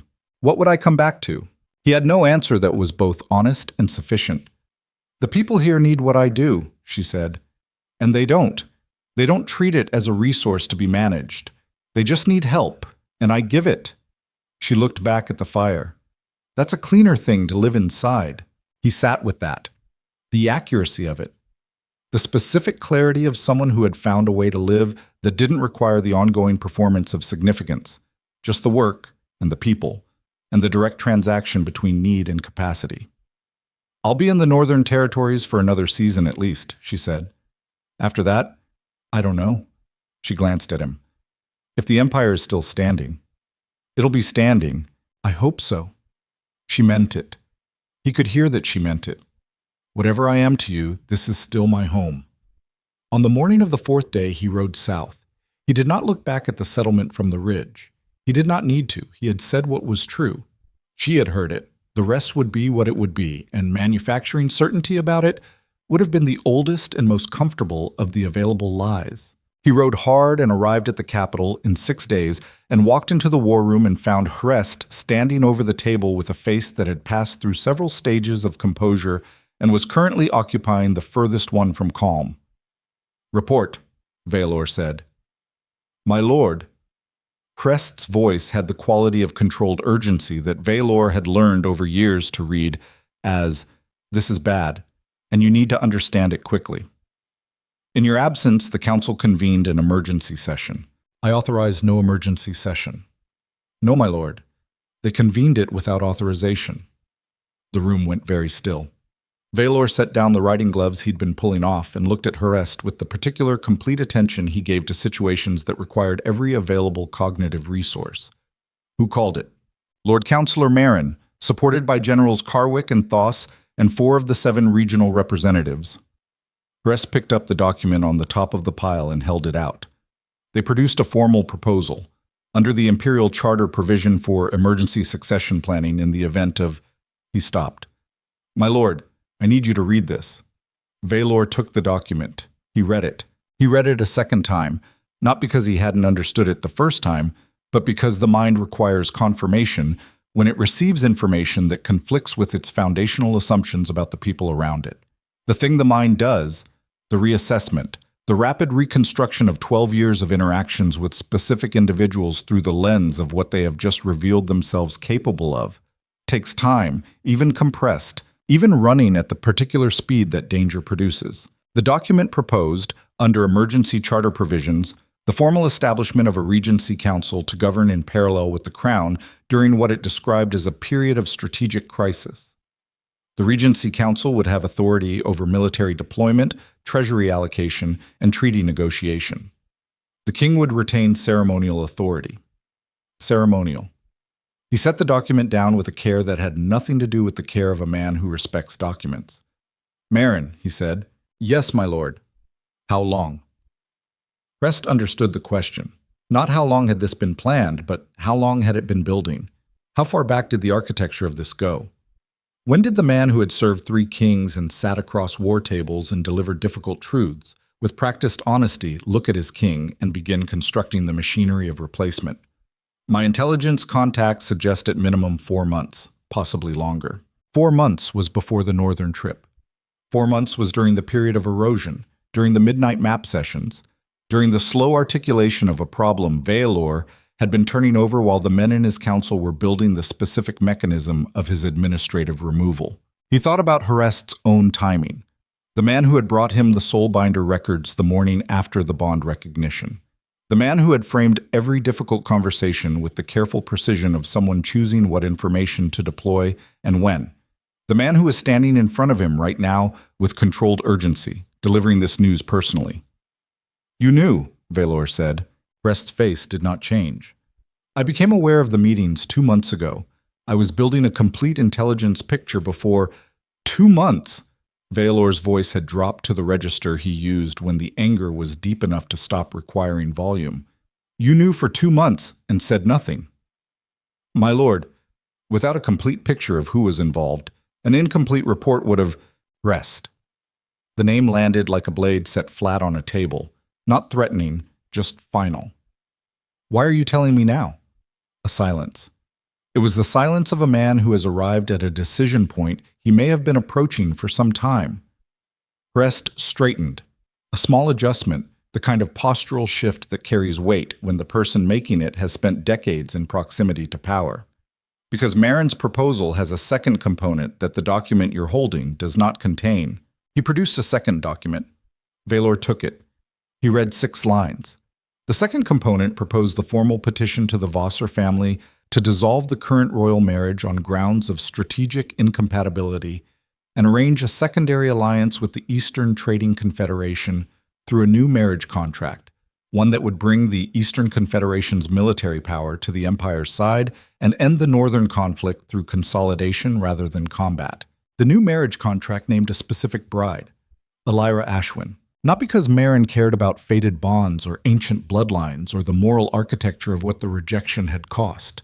Because someone, the Eastern Confederation most likely, the unnamed guarantor who had spent 2 years being quiet while building leverage, had done their research, had identified the Soulbinder, had run the same calculation Hrest had run 11 months ago from the archive records, and had arrived at the conclusion that the most effective way to end the Northern conflict was not to defeat it militarily, but to absorb its stabilizing force into a new political structure. Marry the Soulbinder to the Eastern Confederation's chosen political representative. Use her presence to stabilize not Kaven's rebellion, but the new consolidated power structure that would replace the Dreadmoor Empire, and let Marin's Regency Council manage the transition. The room was absolutely quiet. This was the thing about betrayal, the philosophical reality that no amount of political experience fully prepares a man for, because the mind that builds its architecture on trust cannot simultaneously maintain that architecture and account for its destruction. Every relationship Vaelor had with Marin, every council session, every frank discussion of strategic reality, every moment he'd valued the man for delivering difficult truths, all of it was now being reconstructed in real time through the lens of this document, and the reconstruction was not the work of seconds or minutes. It was the work of something much longer, something that would happen in the background of everything else for years. What it felt like, in the immediate moment, was this. A structural support he had not known he was leaning on had just been removed, and the lean itself had become visible only in the falling. Power generates its own ecosystem of dependency. This is the truth kings learn too late, and scholars describe too abstractly. The men around a throne are not simply employees or allies or subordinates. They are, over time, the architecture the king thinks with. They hold information, shape options, frame choices. They become the cognitive infrastructure of governance itself. And when that infrastructure moves in a direction the king did not authorize, the king discovers that he has been, without realizing it, partially governed by the men who were supposed to govern for him. Marin had not simply plotted a political maneuver. He had revealed that the distance between a king's actual authority and his perceived authority was large enough to hide a 4-month conspiracy.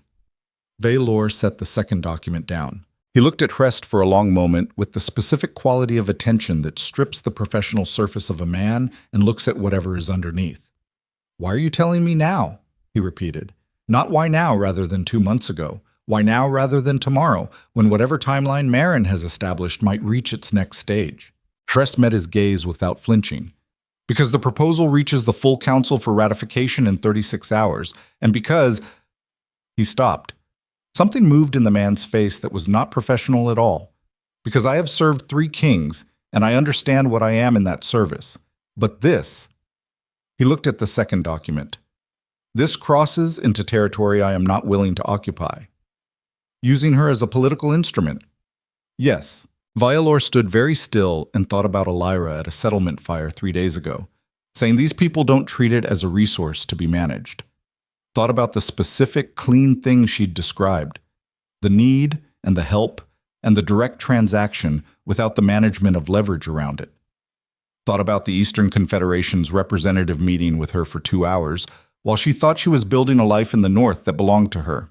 They had already mapped her, already calculated her value, already positioned the acquisition. And she didn't know.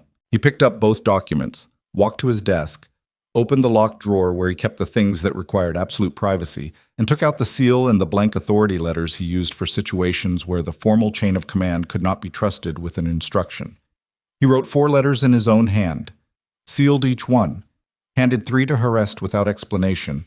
Harest had served long enough to know where they needed to go, and held the 4th. Marin, he said.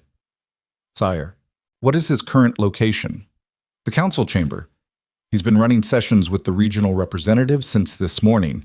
He believes you won't be back for another 2 days. Vaelor looked at the sealed letter in his hand. The letter that would, when delivered by someone Marin had no reason to distrust, summon the Lord Counselor to a private meeting with the king that Marin would believe was about the northern situation. The letter that would initiate the last conversation Vaelor intended to have with Emmerich Marin before the man's council seat was occupied by someone else. This was where power revealed its ugliest truth. Not in war, not in the hard, clean decisions of military necessity, but here, in a quiet room with sealed letters and a trusted man's betrayal and the specific task of responding to it in a way that protected people who didn't know they needed protecting. He was not angry. He had moved through anger in the 2 minutes after reading the second document and arrived somewhere colder. Anger was for situations where you still believed in the possibility of a different outcome. This had no different outcome. Marin had made his move, and Vaelor had to respond, and what he felt about that was not a variable he had the luxury of processing right now. "Send for him," he said. Crest nodded, turned, "And get me every intelligence contact we have inside the Eastern Trading Confederation." He looked at the map. "I need to know who specifically proposed Elira's name for the marriage contract. I need to know when they made contact with her and what she was told about the nature of that contact, and I need to know today.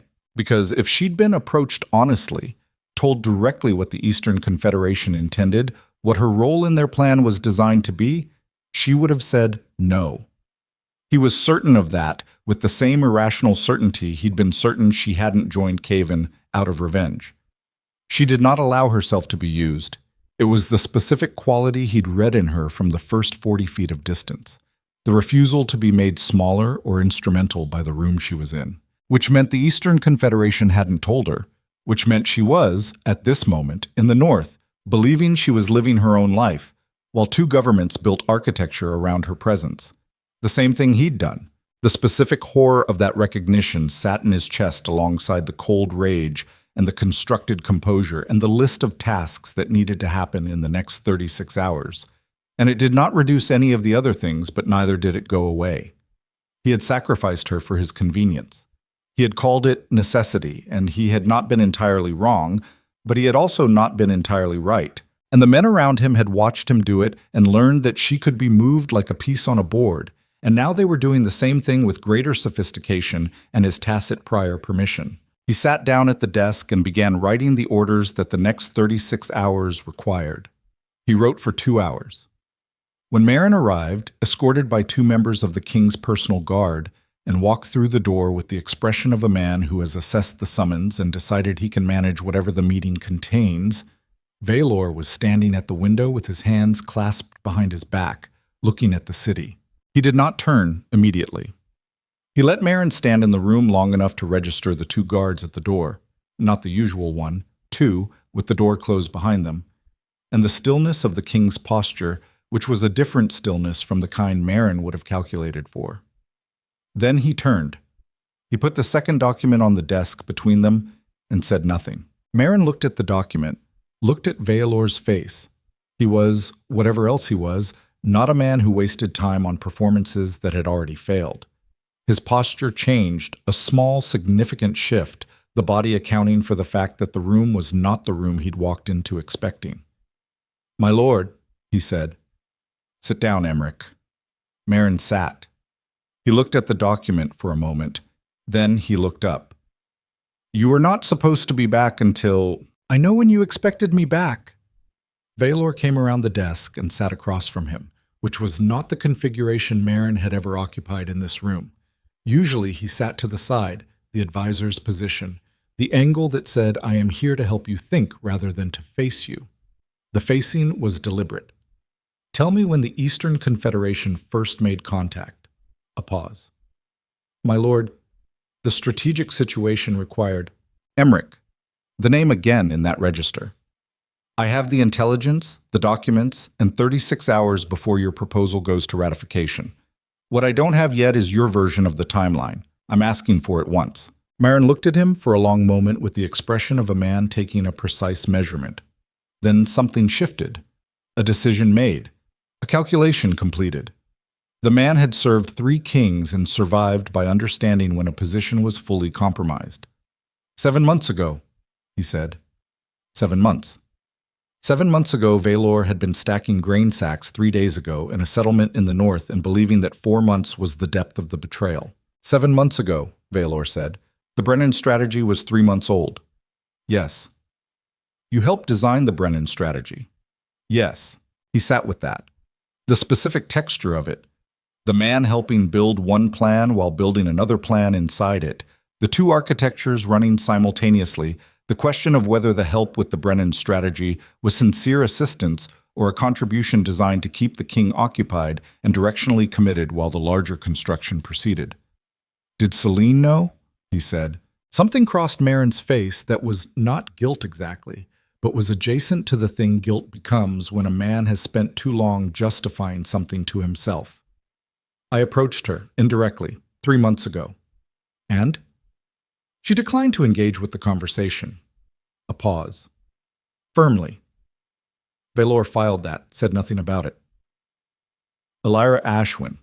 What was she told about the Eastern Confederation's interest in her? Merrin's expression shifted. This apparently was the question he'd least expected. She was told the Confederation representatives characterized it as an interest in formalized diplomatic relationships with the Northern Pact settlements. Her role was described as a potential intermediary. She was not told about the marriage proposal. No. She was not told her name appears in a formal political document being used as a political instrument to restructure the Empire's leadership. No. He looked at Merrin for a long time, long enough that the man's composure, which was considerable, began to show its seams. This was the particular capacity that 15 years on a throne had given him. The ability to hold silence past the point where the other person's nervous system began filling it involuntarily. You used her, Vaelor said, finally, without her knowledge, without her consent, as a resource to be managed and deployed. He paused. You watched me do the same thing 11 months ago and you learned the lesson I taught. Merrin's jaw tightened. My lord, the Empire. I know what you're going to say. Vaelor stood. I've said it myself, in this room, at this desk, with this map. He didn't look at the map. The Empire required it. The situation demanded it. The arithmetic of millions against one. He moved to the window again. I know the speech, Emmerich. I wrote it. The room held a silence that had weight. What I understand now, Vaelor said, that I did not understand when I wrote it, is that the speech is true. And it's also insufficient. And the gap between those two things is where empires go to die. He turned. You're relieved of your council position effective immediately. You'll be escorted to your estate under advisory restriction. You will not communicate with Generals Carwick or Thoss or the Eastern Confederation's representatives. If that restriction is violated, the consequence is a formal treason proceeding. He looked at Merrin's face. Is that clear? Merrin stood slowly. He looked older than he'd looked when he walked in. The northern situation won't resolve without... I'll resolve it. My lord, you don't have the military strength to... I said I'll resolve it. Flat. Complete. The voice that had stopped being arguable a long time ago. And when I do, It will be resolved on terms that don't involve using a woman as a piece on a board. He looked at the door. The two guards were waiting. Goodbye, Emmerich. Marin went. The room was quiet for a long time after. Vaelor stood at the window and looked at the city and felt the specific weight of the position he was now in, stripped of his most experienced political advisor, facing a military alliance his troops couldn't match in direct confrontation, with a council partially compromised by the departed architect of that compromise. An Eastern Confederation that had built a plan around a woman who didn't know she was in it, and 36 hours before that plan reached a ratification vote in his own council chamber. He could suppress the vote. He had the authority. He could walk into the council chamber tomorrow and dissolve the session and remove the compromised members and restructure the advisory body and rule by narrower authority until new appointments could be properly vetted. He could do this, and the Empire would watch their king dissolve his council and remove his advisors, and the lesson they'd already learned, that the crown considers loyalty expendable, that survival trumps honor, that the powerful write the rules for the powerless and exempt themselves, would be confirmed with new evidence, and the fraying would accelerate, and in 6 months or 9 months or a year, the situation would be exactly what it was now, except worse, and he would be solving it with fewer tools and a thinner margin. He had one option remaining that he had not yet fully examined. One approach that was not military and was not purely political, and required him to step so far outside the established architecture of his own kingship that he wasn't certain his legs would carry him there. He needed to go back north, not to Elira, to the Northern Alliance itself, not with troops, not with a negotiating team operating from a position of strength he no longer genuinely had, not with the formal machinery of imperial diplomacy, which had the same problem as imperial military force. It was a language designed by power for the management of power, and the Northern Alliance had spent a year building an immunity to exactly that language. He needed to go back north and tell Khyven's alliance the same thing he'd told Elira at a settlement fire 3 nights ago, that he understood what he'd done wrong. Not the strategic error, the actual wrong. And then he needed to make an offer that he could not make from strength, and could not make with conditions, and could not make with the particular pride that 15 years on a throne had built into his architecture so deeply he'd stopped noticing it was there. An offer of genuine concession. Genuine accountability. Something that cost him the thing he'd spent his entire adult life building and protecting and choosing repeatedly over everything else. He stood at the window for a long time. Then he called for Celine. She arrived in 12 minutes. She read his face at the door and sat down without being asked and said, "Tell me what happened." He told her. All of it. Marin's timeline, the Eastern Confederation's plan, Elira's name in the proposal, what it meant, what it required, what he intended to do. She listened without interruption until he finished. Then she was quiet for a long moment. "What you're describing," she said carefully, "is surrendering the crown's authority to negotiate from strength, walking into a hostile alliance's territory and offering accountability without precondition." She paused. "That's not diplomacy. That's something else." "I know what it is." "Do you understand what happens if it fails?" "Yes." "The Empire doesn't survive it. Not the Empire as it currently exists." She looked at him steadily. "Are you prepared for that?" He looked at the map. The 7 territories. The obsidian towers of Blackthorn Palace visible from this window on a clear day, though today the sky was low and gray and the towers were invisible. All of it built on the premise that strength was the foundation of order, that the crown's authority derived from its capacity to compel, that a king who gave up the high ground had given up the game. He had believed that. He had built his entire adult life on believing it, and the belief had produced exactly the empire he was currently looking at, intact in structure, eroding in foundation, teaching its millions the lesson that the most powerful man in the world had chosen power over bond, and that therefore loyalty was a transaction, not a truth. "I'm prepared," he said.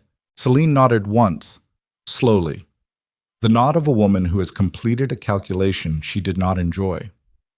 "Then go, before the council reconvenes and forces your hand." She stood.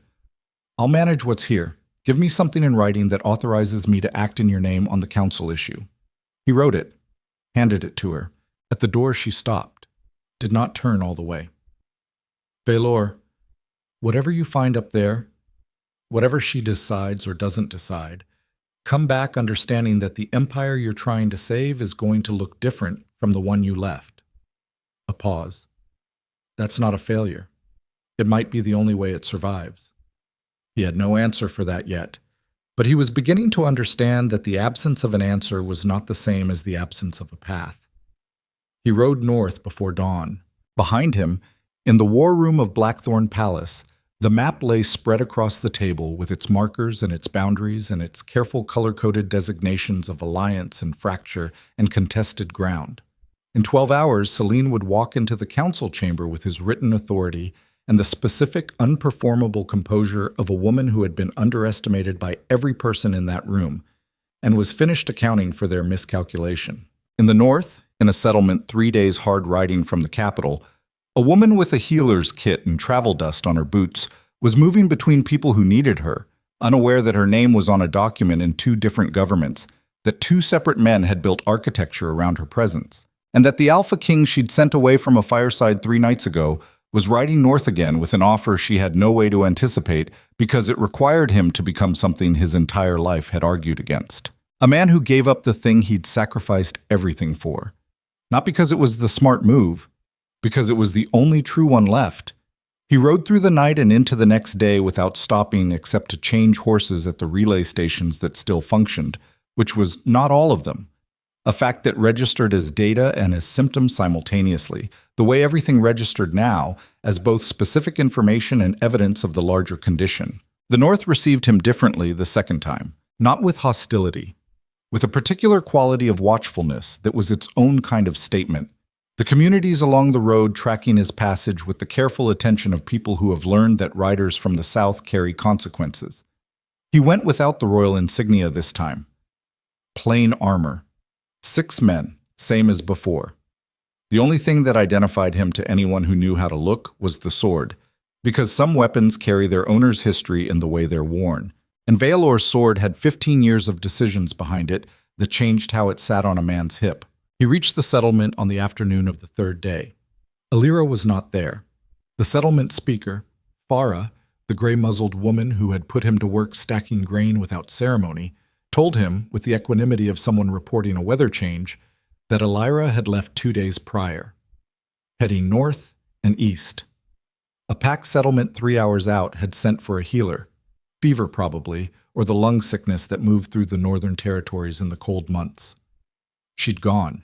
Farah looked at him with those old, unimpressible eyes. "You'll find her," she said, "or you won't. Either way, Lord Caven's men have been through twice since you left. The situation is moving whether you find her or not." "I know," he said. "Do you?" Not a challenge. Just the question of someone who has watched powerful men mistake urgency for understanding for long enough to be specific about the distinction. He rode northeast. He found her in a settlement called Grey Vault, which was not on any of his maps because it was the kind of place that existed outside the mapmaker's interest. Too small for tax assessment, too remote for garrison consideration, too functionally self-sufficient to require the crown's management. 40 families. A river. A mill that ran when the river cooperated. The specific, overlooked competence of a community that has learned to solve its own problems because nobody is coming to solve them. She was inside the largest structure, which was the communal hall, which smelled of wood smoke and illness, and the particular sharp green smell of the medicinal preparations she used. He stood in the doorway for a moment before she saw him. She was kneeling beside a man on a low cot, one hand on his chest, one checking the pulse at his throat, her face in the concentrated stillness of someone running diagnostics. 3 other patients on cots along the far wall, 2 women helping her, neither of them trained healers, both of them following her instructions with the focused efficiency of people who trust the person directing them. She looked up, saw him. Something moved in her face. Not surprise, not exactly. More like the expression of someone who had run a probability calculation at some point in the preceding days and was now watching it confirm. "You came back," she said. "Yes." "Give me an hour." He waited outside in the cold, which was fine. The cold was useful. It kept the mind from the kind of drift that prolonged uncertainty produced in men who weren't accustomed to situations they couldn't control or accelerate. She came out when she said she would. She had blood on her hands from something that required intervention she hadn't named, and she cleaned it from a basin someone had left outside and dried her hands on the gray-green of her work clothes and looked at him with the directness that never varied. "Kaivan is moving," she said. It was not what he'd expected to open with. "How do you know?" 3 riders came through Grey Vault yesterday, moving fast, heading to the western settlements. Kaivan uses that route when he's mobilizing. I've been here long enough to know the pattern. She looked at him steadily. "How far behind are you?" "I don't know." He paused. "I came ahead of any formal military movement. I came to talk to Kaivan directly, without an army." Something in her expression shifted. "Without—" She stopped. "Vaelor, if he's mobilizing, I know what it means. You're riding into a moving army's path with 6 men. "Yes." She looked at him for a long moment with those dark eyes that cataloged what people wouldn't say. Whatever she found in his face, it took her a moment to process. Why? He told her. He told her about Marin's document, about her name in the marriage proposal, about the Eastern Confederation's plan, and what it had been built around and what it intended to use without her knowledge or consent as its foundation. He told it plainly, without framing that minimized or framing that performed remorse, just the facts in the order they'd occurred and the specific way her name had appeared in the architecture of 2 governments who'd treated her the way he had treated her first. She was absolutely still while he talked. When he finished, the silence had a texture to it. Then she said, "How long has the Confederation known about the Soulbinder?" "Their representative met with you 6 weeks ago." That meeting was about diplomatic relationships with the northern settlements. Her voice had gone flat in the specific way of someone processing the distance between what they were told and what was true. "That's what they told you. The marriage proposal predates that meeting by at least 2 months. They knew before they came to you." She looked at the ground. Her jaw was tight. The new scar on the back of her right hand was visible from where he stood, pink against her skin, and he thought about all the wounds she'd accumulated in the months since the Hall of Wolves, all of them from trying to help people, all of them worn without complaint. "I was an asset in someone's plan," she said quietly. Again. "Yes." She looked up. "And you're here to— what?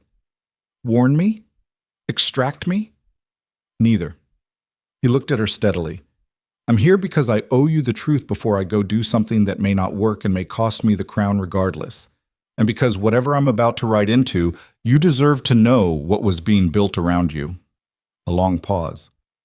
"What are you about to ride into?" she said. "Kevin's camp. If I can reach him before the army is fully deployed." He paused. "I'm going to offer him what he actually wants, not a negotiated settlement, not a political compromise that preserves the Empire's structural authority and gives the Alliance a face-saving concession." He looked at her. "I'm going to offer him acknowledgement, a formal public accounting of what I chose and what it cost and what the crown owes the people it failed." He paused again. "And I'm going to ask him to let the people decide what comes next. Not the Alliance, not the Empire, the people of the territories." Elira looked at him for a very long time. "You're describing the dissolution of the imperial authority structure," she said. "Yes." "You're describing giving up the crown." "I'm describing letting it mean something different or not at all, depending on what the territories choose." He held her gaze. "It's not a tactic. I need you to understand that. I've tried tactics. This is the thing that's actually true." She held his gaze.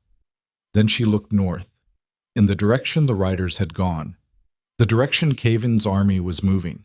The gray sky, low and pressing, the bare trees of the northern border country, the cold that had settled into the ground and would be there until spring.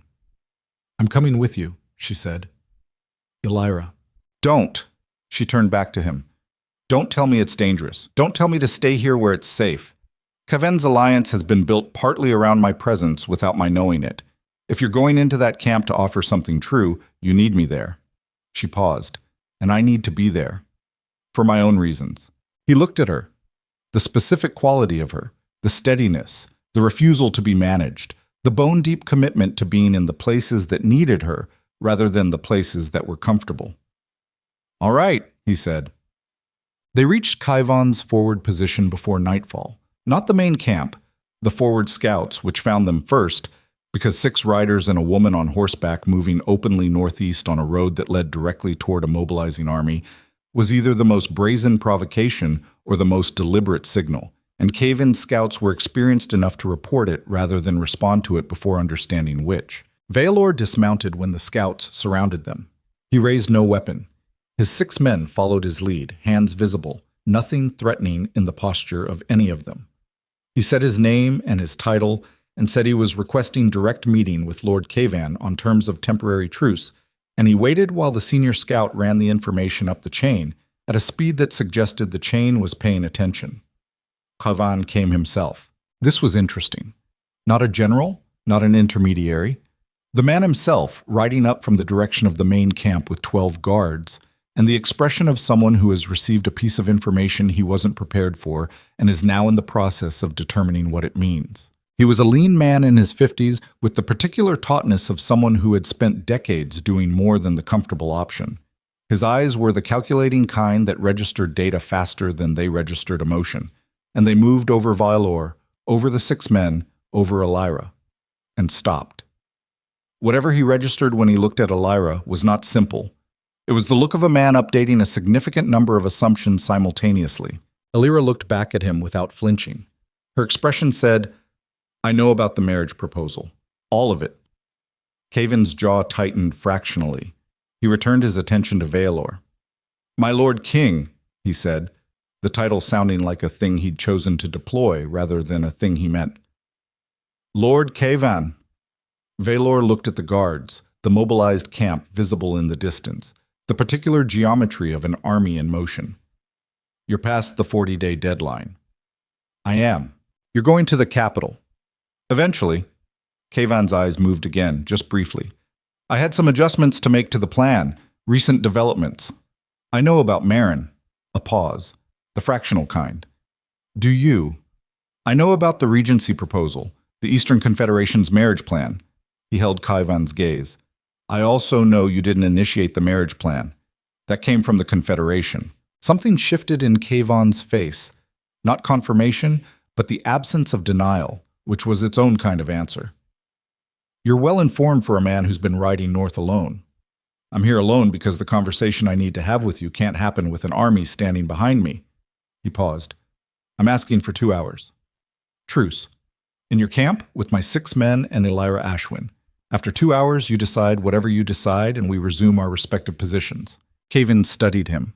The calculating eyes running the risk assessment of a man who has spent his career in the specific business of reading whether an opponent's offer is a tactic or something else. It took 30 seconds. 30 seconds was a long time for a mind working at that speed. 2 hours, Cavan said. The camp was a serious piece of military construction. Not the temporary infrastructure of a quick mobilization, but the organized efficiency of an army that had been preparing this movement for months. Supply lines, medical tents, a command structure visible in the way units were positioned relative to each other, the small decisions of deployment that told anyone who knew how to read them that the man in charge had done this before and done it well. Vaelor noted all of it. He noted it the way he noted everything, automatically, cataloging the operational competence of the thing he was walking into, and then he set it aside, because the military information was not the point of why he was here, and treating it as the point would contaminate the conversation he needed to have. They met in Cavan's command tent. Cavan sat. His senior general sat to his right. 2 other men whose function Vaelor cataloged as intelligence and as legal advisor stood at the tent's edge. Vaelor's 6 men were outside. Elira sat to Vaelor's left, which was a choice she'd made herself without discussion, and Cavan's eyes had moved to her when she sat, and then moved away with the careful deliberateness of someone managing a reaction they didn't want observed. Vaelor did not open with his concession. He opened with the truth.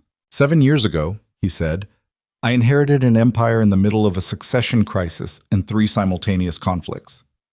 I was 19. I made the decisions that 19 years old and 15 years of training for power produce. I built stability through force because force was the tool I had, and because the situations I faced required an immediate answer. He looked at Cavan steadily. I also made decisions that weren't about force. the rejection of my fated mate, the Vaelor marriage, the public demonstration in the Hall of Wolves. He paused. I told myself those were necessary for the Empire. I was partly right and mostly wrong. And the mostly wrong part is what brought you to this table. The tent was quiet. Kaven's senior general was watching Vaelor's face with the expression of a man who has prepared for several versions of this conversation and is discovering it is none of them. What I am about to offer you, Vaelor continued, is not a negotiating position. It is not a tactic designed to delay your army or improve my military situation, which is a pause. Worse than yours, and I think you know that. It is what I believe is actually owed. He looked at Kavan. The Empire's authority has been extractive. It has compelled loyalty rather than earning it. The territories that are part of this alliance are not wrong to resist that. They are responding correctly to what the Crown taught them. He paused. I taught them. Kavan said nothing. He was listening with the particular quality of someone who has walked into a room expecting a wall and found a door. I am proposing the following: a formal, public acknowledgement, in writing, read aloud in every territory, that the Crown has operated in ways that violated the basic trust of the people it claimed to serve, that the rejection of a fated mate, performed publicly as a political transaction, demonstrated to the Empire that the Crown considers its deepest bonds expendable when power requires it, that this was wrong, not strategically, morally. He looked at Kavan.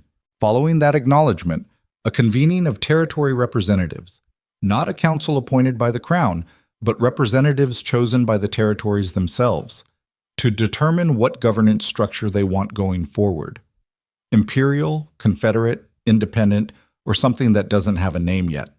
Whatever they choose, I will support the implementation of. The silence in the tent was the kind that follows a structural change in a room's air pressure. Something had shifted, and everyone in the room was adjusting to it without yet being certain what had shifted. You're describing, Kavan's general said slowly, the voluntary dissolution of the imperial authority. I'm describing giving the people the authority to decide whether the imperial structure continues in any form, which likely means it doesn't. Likely, Vaelor said. Yes, Kavan had not moved. His eyes were on Vaelor's face with an intensity that was reading for the thing beneath the words, the tactic, the angle, the hidden structural advantage that made this offer safe to make. He was a thorough man. He would look for it carefully. He would not find it, because there wasn't one. This was the specific terror and the specific freedom of having arrived at the thing that was actually true. It was undefended, in the way all genuine things are undefended, because they don't require the architecture of concealment. Vaelor was not offering this from a position of strength. He was offering it from a position of having finally understood what strength had cost. What do you want in return? Kavan said. The army stands down. No march on the capital. He paused. And you release the Eastern Confederation's engagement with the Northern Territories. The marriage proposal, the political plan built around, he paused again, built around Elira Ashwin's presence and what the Confederation intended to use her for. You dissolve your agreement with them. Kavan's eyes moved to Elira. She met his gaze. Her voice, when she spoke, was quiet and absolute. I was not consulted about the plan that used my name. I was not informed what the Confederation intended. I won't be part of a political structure built on my presence being used without my knowledge, regardless of who builds it. A pause. That includes yours. A long silence. Kavan looked at her for a moment with the expression of a man re-examining a conclusion he'd believed was settled. Then he looked at his general. An exchange passed between them in the compressed language of men who have worked together long enough to communicate in the space between sentences. I need to confer, Kavan said. Take the time you need, Vaelor said. They were given a tent at the camp's edge. Vaelor's 6 men were nearby, under the specific watchful non-hostility of Kavan's guards. Armed and proximate, but not threatening, the way a camp handles guests, it hasn't yet decided are guests. The cold was definitive by nightfall. Someone brought food, which was either courtesy or the reflexive hospitality of people raised in frontier conditions where you fed whoever was under your roof regardless of the politics. Elira sat across from him in the small tent and ate without performance, and looked at him with the direct quality that never varied. "He'll take the offer," she said. "You think so?" "He's been building toward this for 3 years. The goal was never destruction. It was accountability." She paused. "Same goal, different method. You've just offered him the method he actually wanted." "The Eastern Confederation won't accept the dissolution of their plan quietly." "No?" She looked at her hands. The new scar, the old calluses.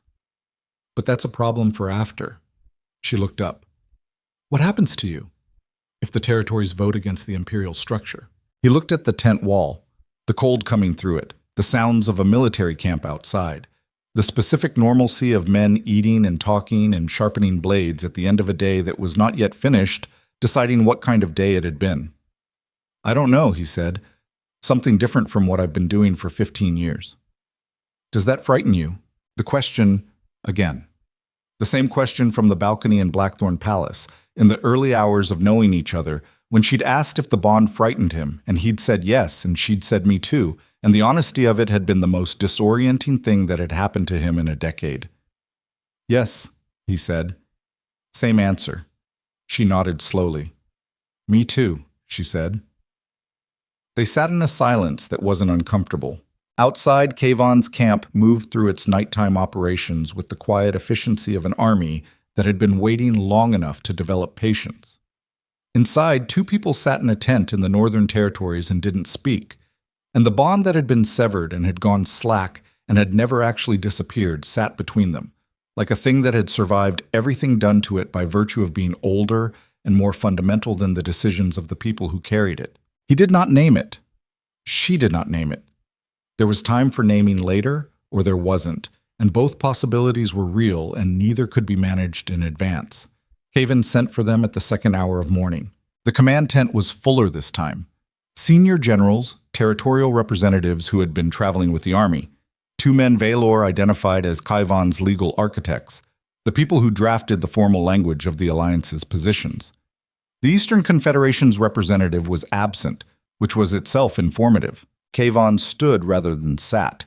He looked like a man who had spent 4 hours running a very difficult calculation and had arrived at a result that surprised him by being simpler than the problem it resolved. "I'll accept your proposal," he said, "on 3 conditions." "Name them." "The written acknowledgement is drafted jointly, Crown language and Alliance language both, not just yours." "Agreed." The territory representatives who convene to determine governance.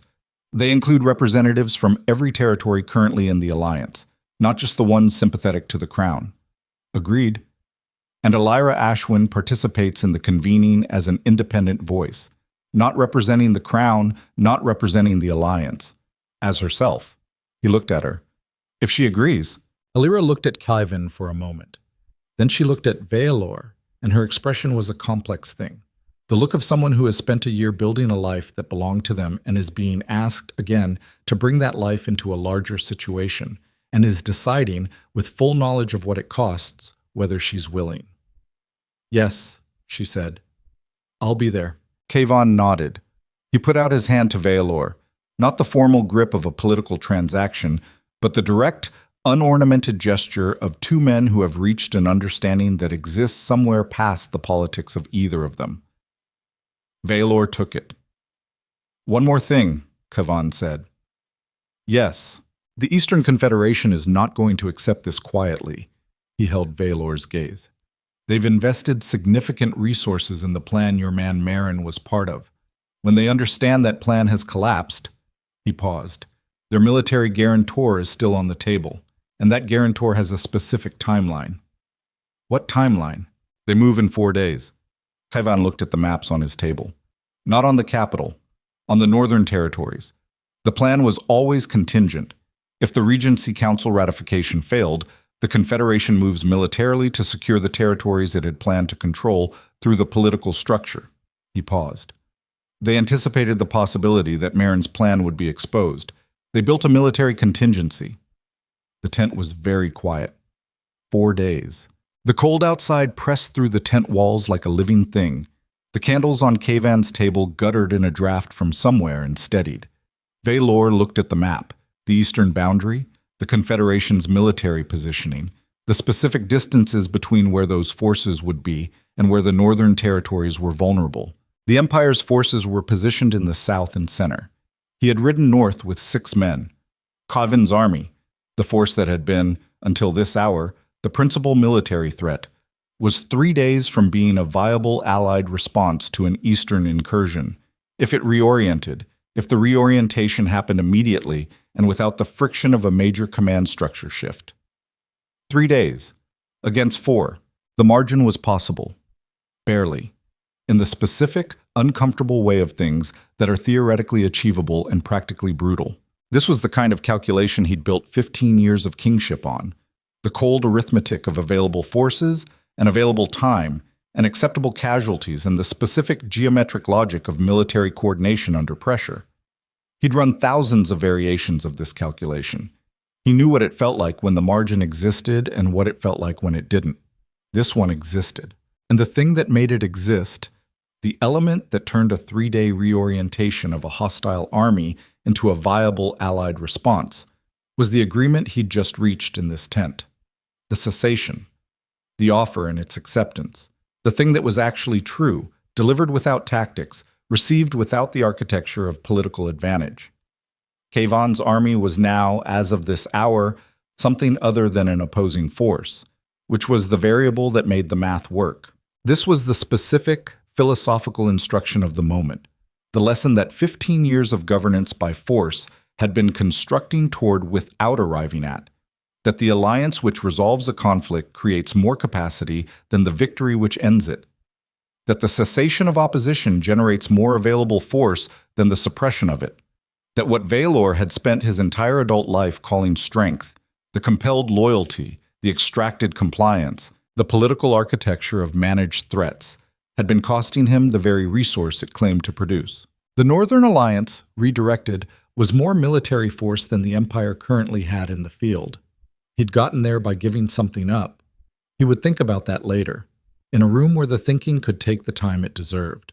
Right now there was a map and a timeline and a conversation that needed to become a coordination plan in the next 4 hours. "We need to move your eastern flank," Vaelor said to Khavin. "Tonight." Khavin looked at the map, the calculation running behind his eyes. "General Wren," he said to the woman at his right, without looking away from the map. "Already looking at it," she said. And the tent became, in the space of 30 seconds, a war room.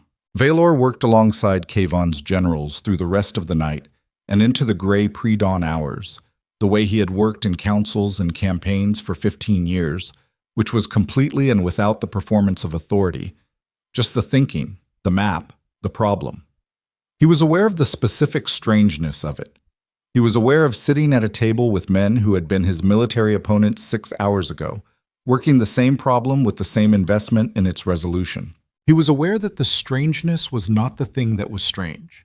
The strangeness was that this was how it should have been and had not been for years. He was also aware, in the specific and peripheral way of things that are important but not currently primary, that Elira was in the tent, not at the table, at the edge, observing, with the same quality of watchful intelligence she brought to every space she occupied, present without demanding the center, available without being managed. At some point in the 3rd hour, Khavin's General Wren asked a question about supply line vulnerability on the eastern approach, and the answer required specific knowledge of the Confederation's known military logistics that neither Khavin's intelligence nor Vaelor's had with full confidence. It was Elira who spoke. From the edge of the tent, without preamble, she described what the Confederation's representative had told her about their eastern operations. Casually, in the context of what she'd understood as a diplomatic conversation, but with the accuracy of a woman who remembered everything said in her presence and had spent the subsequent weeks inadvertently cross-referencing it against what she'd observed in the northern territories. The tent went quiet. General Wren looked at her, then at Khavin, then at the map. Then she said, "That confirms it. They're coming in through the Grey Vault Corridor." The Grey Vault Corridor. The settlement where Vaelor had found Elira 2 days ago. The settlement the Confederation had selected specifically, he understood now, because it was where she was, because proximity to the Soulbinder had been built into their operational plan at the tactical level. They had planned around her with a thoroughness that was almost admirable in its comprehensiveness and deeply enraging in its premise. "They'll find it uncooperative," Alira said, from the tent's edge. Her voice was flat. "The settlement will not facilitate a military transit. Not for them." Kayvan looked at her. "You can't guarantee—" "Yes," she said. "I can." He held her gaze for a moment. Then he returned to the map. "The Grey Vault corridor gives us a choke point if we get there first." He looked at Vaelor. "It requires your forces to be repositioned from the south. Not 3-day transit. 2. Hard riding. I can authorize the repositioning from here. I have Celine managing the council under my written authority." He paused. "The question is whether General Aldrich will move at that speed on written orders from a rider when the order is to cooperate with Kaivan's forces." A beat of silence. This was the specific practical edge of what the Empire had become. The question of whether the king's written order would be executed in good faith by a general who had spent months watching the crown's authority erode, or whether the order would generate the precise kind of hesitation and independent interpretation that had been the quiet symptom of everything going wrong. "He'll move," Vaelor said. He said it without the inflection of a man making a wish. He said it with the flatness of a decision. Because the alternative is the Eastern Territories going under the Confederation's control, and Aldrich knows what that means for the northern garrisons he's responsible for. He looked at Kayvan. "Self-interest in this case aligns with the right call. I'll take it." "Cynical," Kayvan said. "Realistic." He paused. "They're not always different." Kayvan almost smiled. It was a thin thing, but it was there. "No," he said. "They're not." The orders went out at dawn. Riders moving in 3 directions simultaneously, carrying sealed documents and verbal instructions, and the specific urgency of a coordination problem that had a 4-day window and required 2 military forces that had spent a year in opposition to function as a unified response. Vaelor stood outside the command tent in the gray morning light and watched the riders go and felt the particular quality of having committed to something irreversible. Not the commitment to the battle plan, which was reversible in the way all military plans were reversible until they weren't. The commitment underneath it, the acknowledgement he'd offered in the tent, the governance convening, the willingness to let the territories decide what came next. There was no walking back from that. Alira came to stand beside him, not close enough to touch, but near enough that he was aware of the specific warmth that proximity to her produced, which was not the bond in its full operational intensity that had been severed, that had gone slack, but was the residue of it, the permanent marking that a fated bond left on a wolf's awareness, regardless of the formal rites performed on it. You could dissolve the bond. You could not dissolve the knowledge of it. 4 days, she said. Yes. A lot can happen in 4 days. Always. He looked at the riders disappearing into the tree line. Alira. She looked at him. Whatever happens at the end of this, the convening, the vote, whatever the territories decide, I want you to have something that belongs to you, not the crown's management of your capacity, not the alliance's plan for your presence, something that's yours. She was quiet for a moment. What I have in Grey Vault is mine, she said, the work, the people. She paused. But I've never been opposed to larger things. I just needed to not be a piece in someone else's game. You're not, he said. Not in this. She held his gaze. I know, she said. And something in the way she said it was different from the conversation 3 nights ago at the settlement fire. Not warmer, not colder, but more present. The specific quality of someone who has reevaluated a thing and arrived at a different position than before, and is standing in the new position without announcement. He wanted to say something else. He had a sense of what it was, and no available language for it that wasn't either too small or too large for the specific dimensions of this moment. He did not say it. There was a battle to prepare. There were 4 days and a corridor and an Eastern Confederation that had spent months building the architecture of someone else's subjugation and was about to discover that the foundation had shifted. He turned back toward the command tent, and that was when the scout came in from the east at full gallop, pulling up short at the camp's edge with the particular breathless urgency of someone carrying information that could not wait for decorum. My lord. He was speaking to Kayvan, but his eyes found Vaelor by instinct, by the specific gravity that the king's presence produced even in a camp that had been, until last night, his enemies. The Eastern forces. They've moved up the timeline. Vaelor went still. They're not coming in 4 days, the scout said. His horse was lathered. He'd been riding hard for long enough that his voice had the raw edge of exertion pushed past comfort. The forward elements crossed the eastern border this morning. They're already moving. He looked at the map visible through the open tent flap. At the Grey Vault corridor. At the distance between the Confederation's forces and the settlement that Elira had said would not cooperate. A distance that had, as of this morning, begun to close. How many? Caven said. The scout says at least 3,000 in the forward element. Main body behind them, maybe 6 hours. 3,000 in the forward push. Vaelor looked at the map. At Aldrich's forces, 2 hard days south. At Kyvan's main army, positioned to move but not yet moved. At the corridor, and the settlement at its throat, and the 40 families and the river and the mill, and the communal hall that smelled of wood smoke and illness. He looked at Elira. She had already turned toward the east. Her jaw was set with the specific quality of a woman who has put her people in a place she called safe and is now recalculating what safe means. How fast can your fastest unit reach Grey Vault? Vaelor said to Kyvan. Mounted, hard riding. Caven's General Wren was already at the map. 4 hours. Maybe 3.5. The forward element reaches the corridor in 3 hours, if they know the route. They know the route, Elira said. Her voice was flat. The Confederation's representative spent 2 days in Grey Vault. He knows every road in. 2.5 hours, 3.5 to get there. The math was clear. It was the wrong kind of clear. The kind where the numbers do not require interpretation because the interpretation is obvious, and the question is not what it means, but what you do with what it means.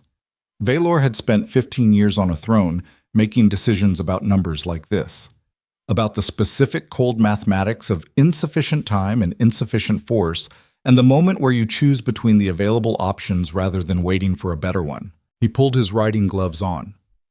I'll go ahead, he said, with whoever can move now. Cavan's main force follows as fast as it can.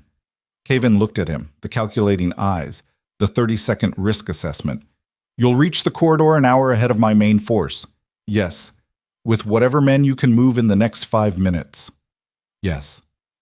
Against a 3,000-man forward element, Vaelor looked at him steadily. I'm not going to fight 3,000 men. I'm going to make sure there are people in that settlement who know what's coming and have as much time as possible before it arrives. He paused. And I'm going to be visible on that road. Recognizable. Because a forward element that runs into the Alpha King of the Empire before the main battle begins has to decide whether to engage, and the decision takes time.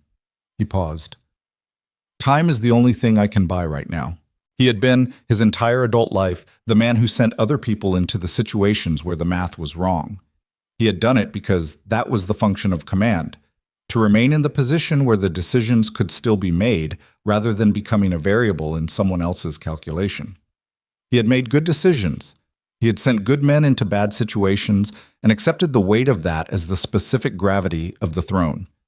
He was walking toward his horse, and Elira was beside him. He stopped, looked at her.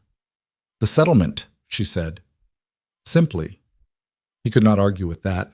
She had more right to stand in front of her people than he had to tell her to stand elsewhere. He had used her enough as a piece to be positioned. He was done. He mounted. She mounted the horse a settlement wolf had produced from somewhere. A solid northern animal, built for the cold, not fast but steady. 6 of his men, 14 of Cavan's fastest riders, the gray morning light, the eastern road. Move, he said. They moved. The road to Grey Vault ran through bare-treed country that offered no cover and required no navigation. It was the kind of road that knew where it was going and got there directly. The horses ran at the sustainable fast that covered ground without destroying the animals, and the 20 riders made a sound like distant thunder that would carry ahead of them on the still air, announcing their approach to anyone listening for it. He rode and he thought, and the thinking was not the kind that could be turned off or deferred.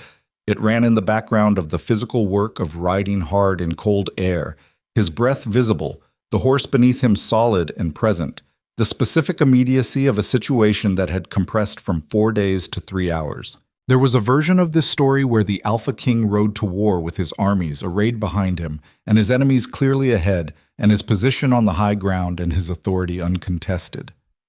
That story was very old. It was probably never entirely true.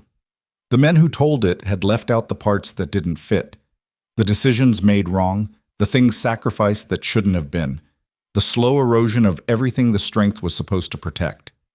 He was in the other version. The version where the king rides hard on an inadequate horse with 20 men toward a settlement of 40 families and a 3,000-man force that knows the road and has every advantage except one.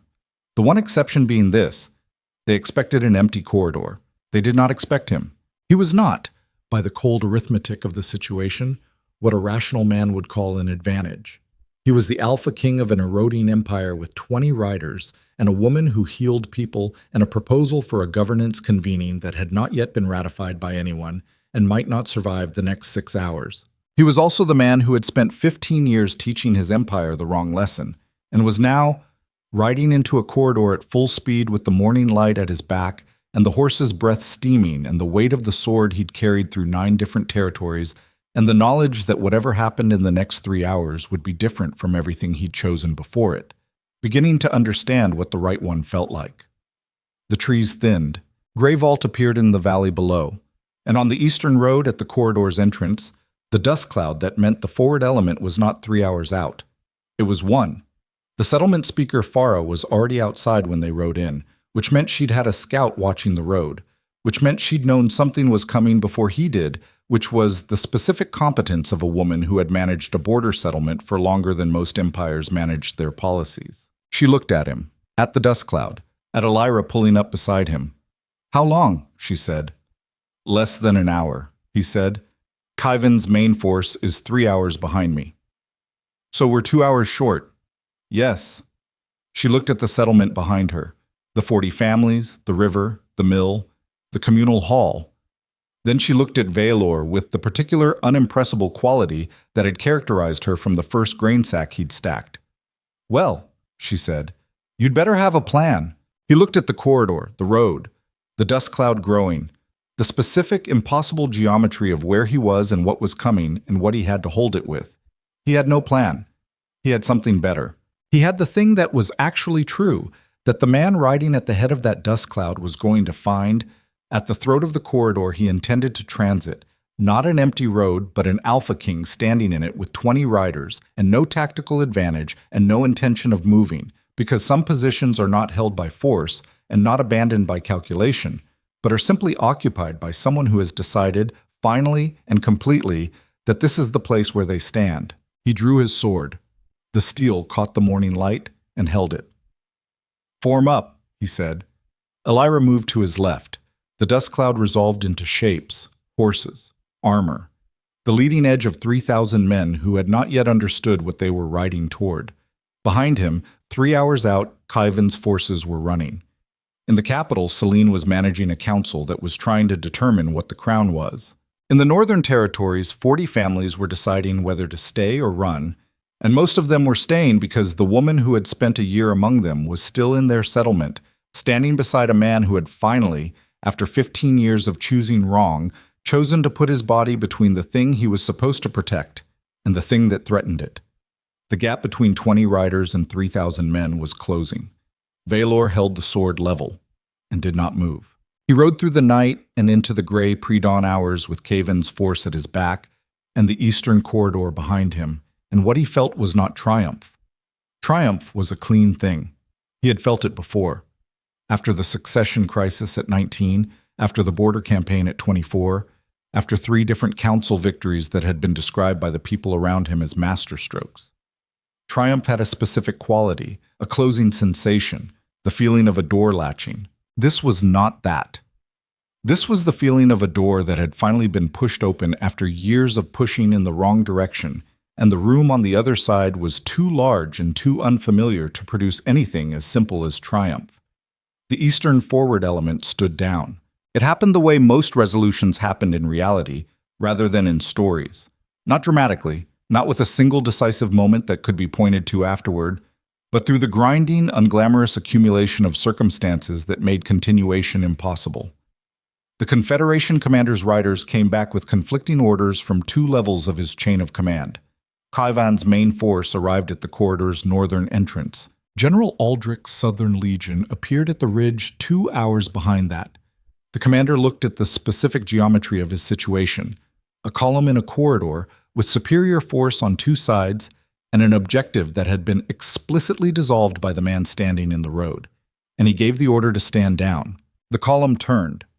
Vaelor watched it from the corridor's throat with his sword sheathed and his horse standing quiet beneath him, and Elira 3 feet to his left, still on the northern animal that had carried her through 2 days and a confrontation and had not complained about any of it.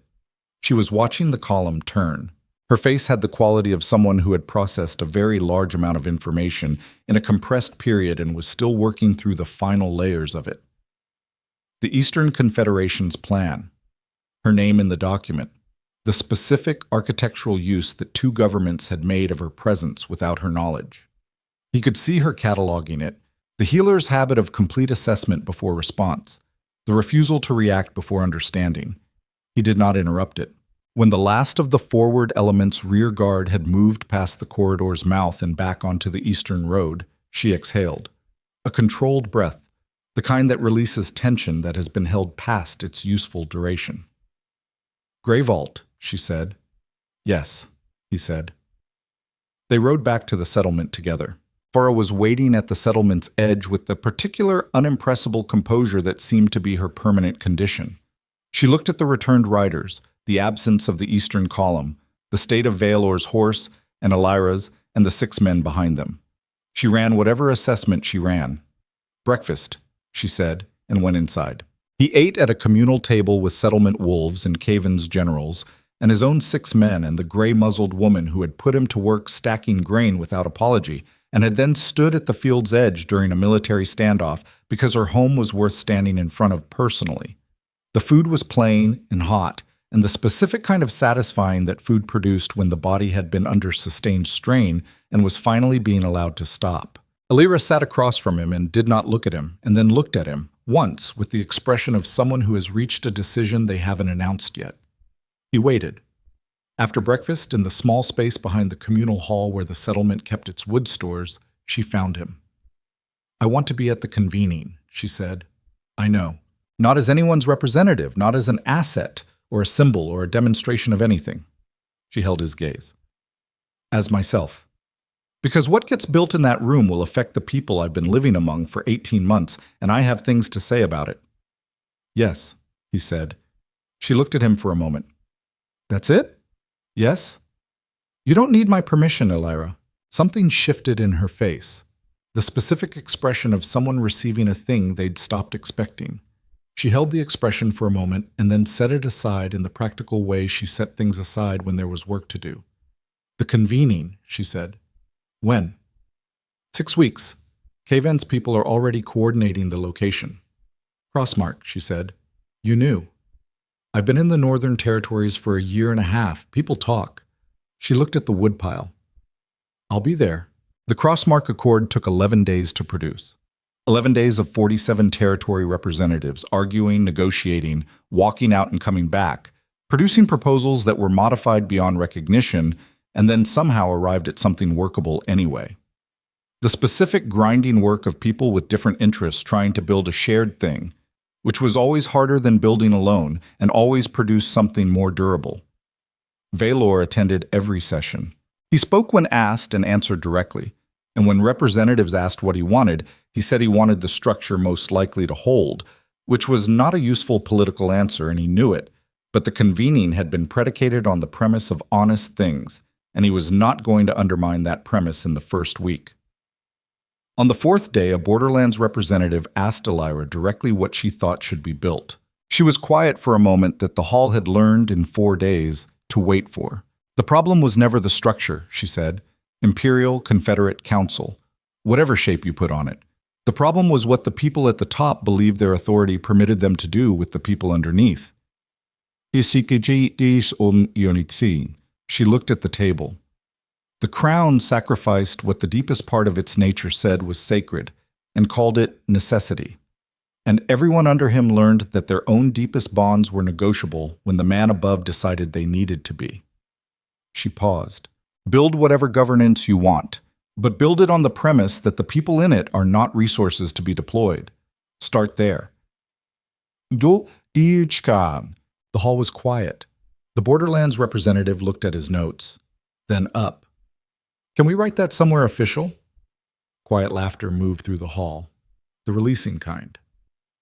On the 11th day, the Crossmark Accord was signed. Not an empire, not a simple dissolution, a confederate alliance structure with a rotating territorial council, a shared military compact, and a charter of rights that had been argued over for 2 days by a drafting committee that included Kavan's legal architects, Celine and Elira, who had been added by unanimous request on the 7th day and who had contributed 3 sentences the committee had argued about for 4 hours and kept verbatim. The Charter's first provision stated that no governance authority could compel the dissolution of a fated bond for political purposes. The debate on that provision lasted 8 minutes. Vaelor signed last. Not as Alpha King. As Vaelor Dreadmoor, a private citizen and a former king, adding his name to a document built by 47 other people that did not require his endorsement to be valid, but was improved, marginally, by having it.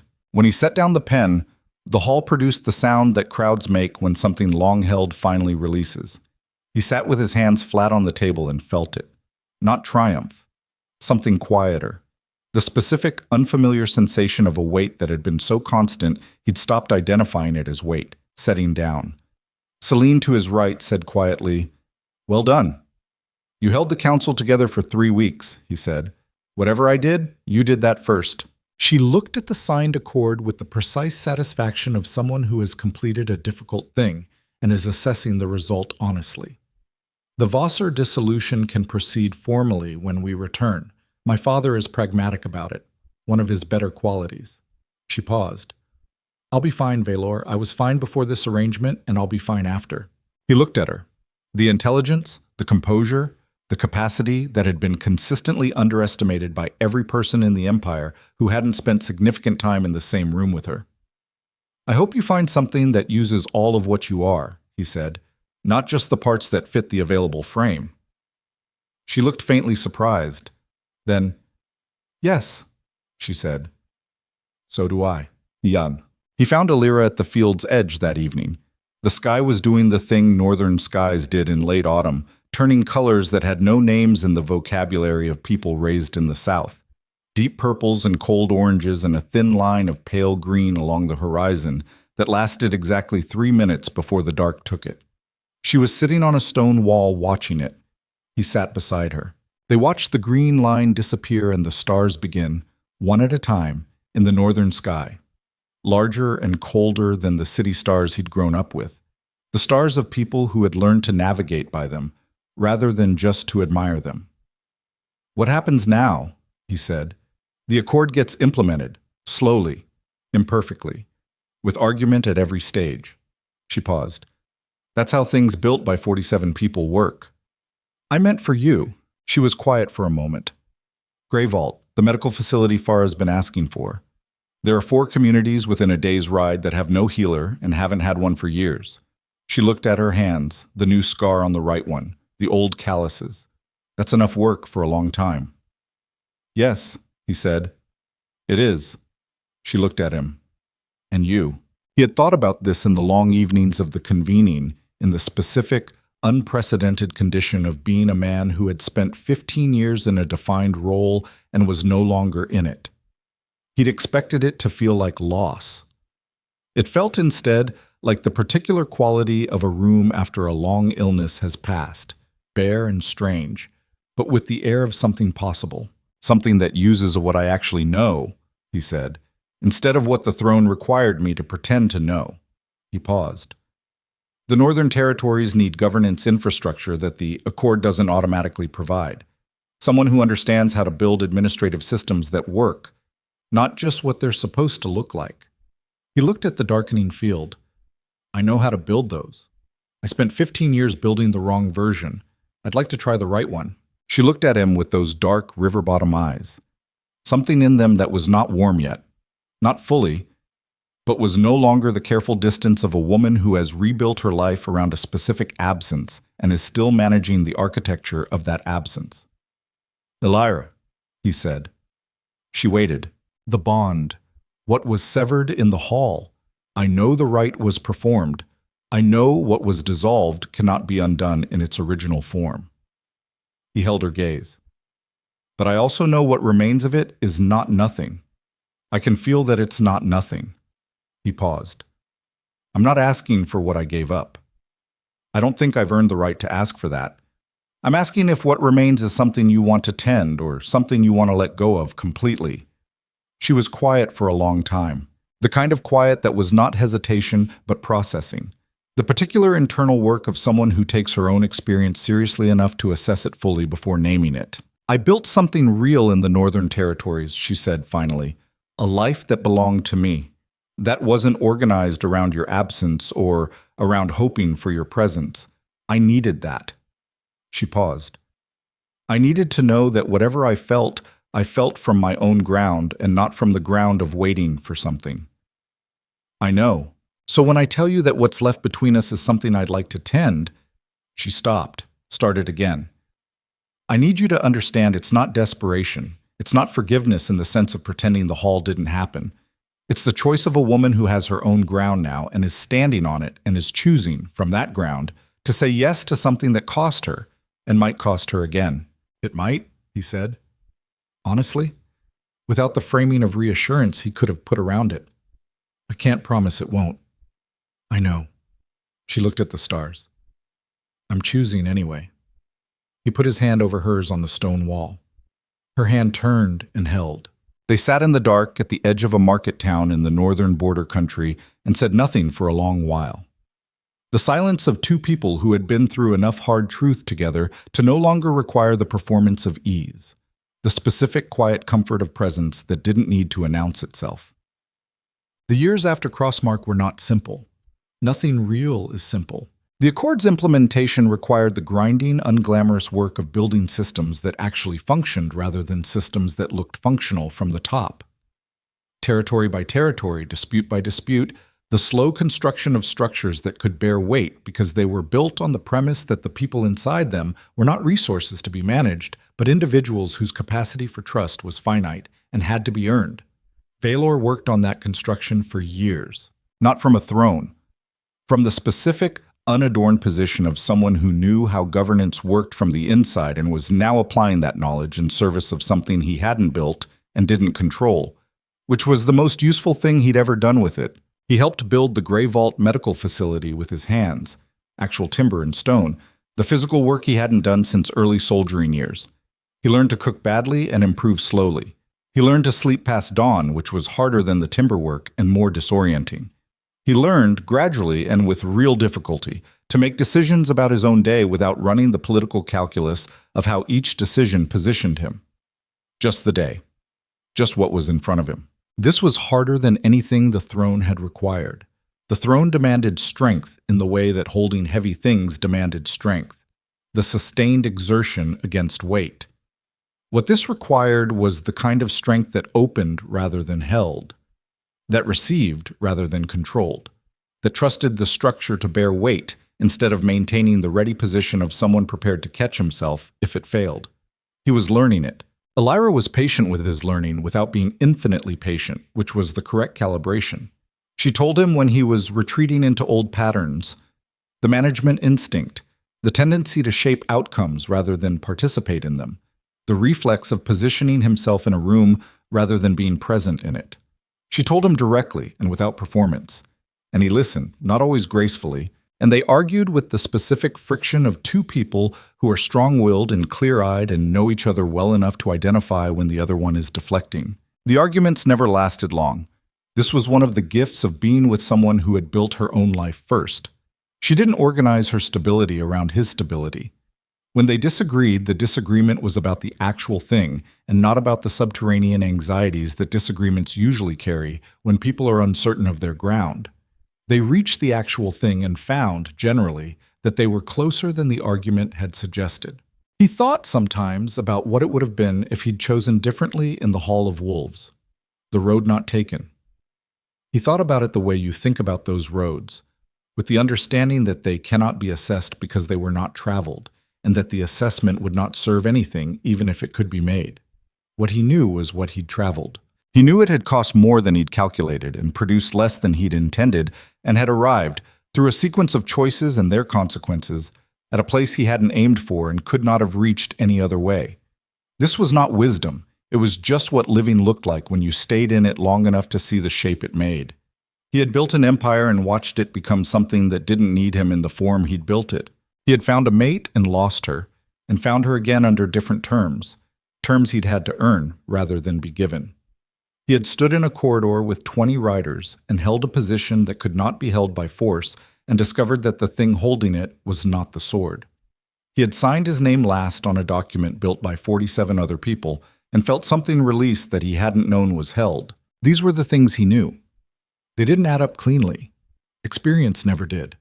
But if there was something in them worth carrying forward, it was this. Power was not what he'd thought it was. He had believed power was the capacity to determine outcomes, to shape events, to choose what survived. He'd been very good at that version of it. He had been one of the more thoroughly documented examples of it in the Empire's history. And what it had produced, at the end of 15 diligent years, was a man in a corridor with 20 riders and a woman beside him, holding a position not because he could force the outcome, but because he had chosen to be present regardless of the outcome, because some things were not held by force and not abandoned by calculation, but were simply occupied by someone who had decided that this was where they stood. That was the thing the throne couldn't teach, that the most powerful thing he'd ever done was refuse to move in a corridor where he had no advantage and be willing to be wrong about whether it would work, and stand there anyway because it was the thing that was true. There was a kind of strength that existed past the edge of strategy. In the territory where you had no advantage and no guarantee, and you acted anyway because the action was true, and the true thing was always the only foundation that held. Years later, travelers came to Grey Vault. The medical facility had been expanded twice and served a network of communities that Elira had built relationships with over a decade of traveling between them. It had trained 4 healers and was working on a 5th, a 12-year-old girl who had the specific quality of attention that suggested she would be excellent at the work. The travelers asked about the man who helped build it. The settlement people described him in ways that would have been unrecognizable to the court that had watched him descend the dais of the Hall of Wolves. Quiet, they said. Good with timber. Difficult to argue with, but willing to be wrong, which was the important part. Present in the way that mattered.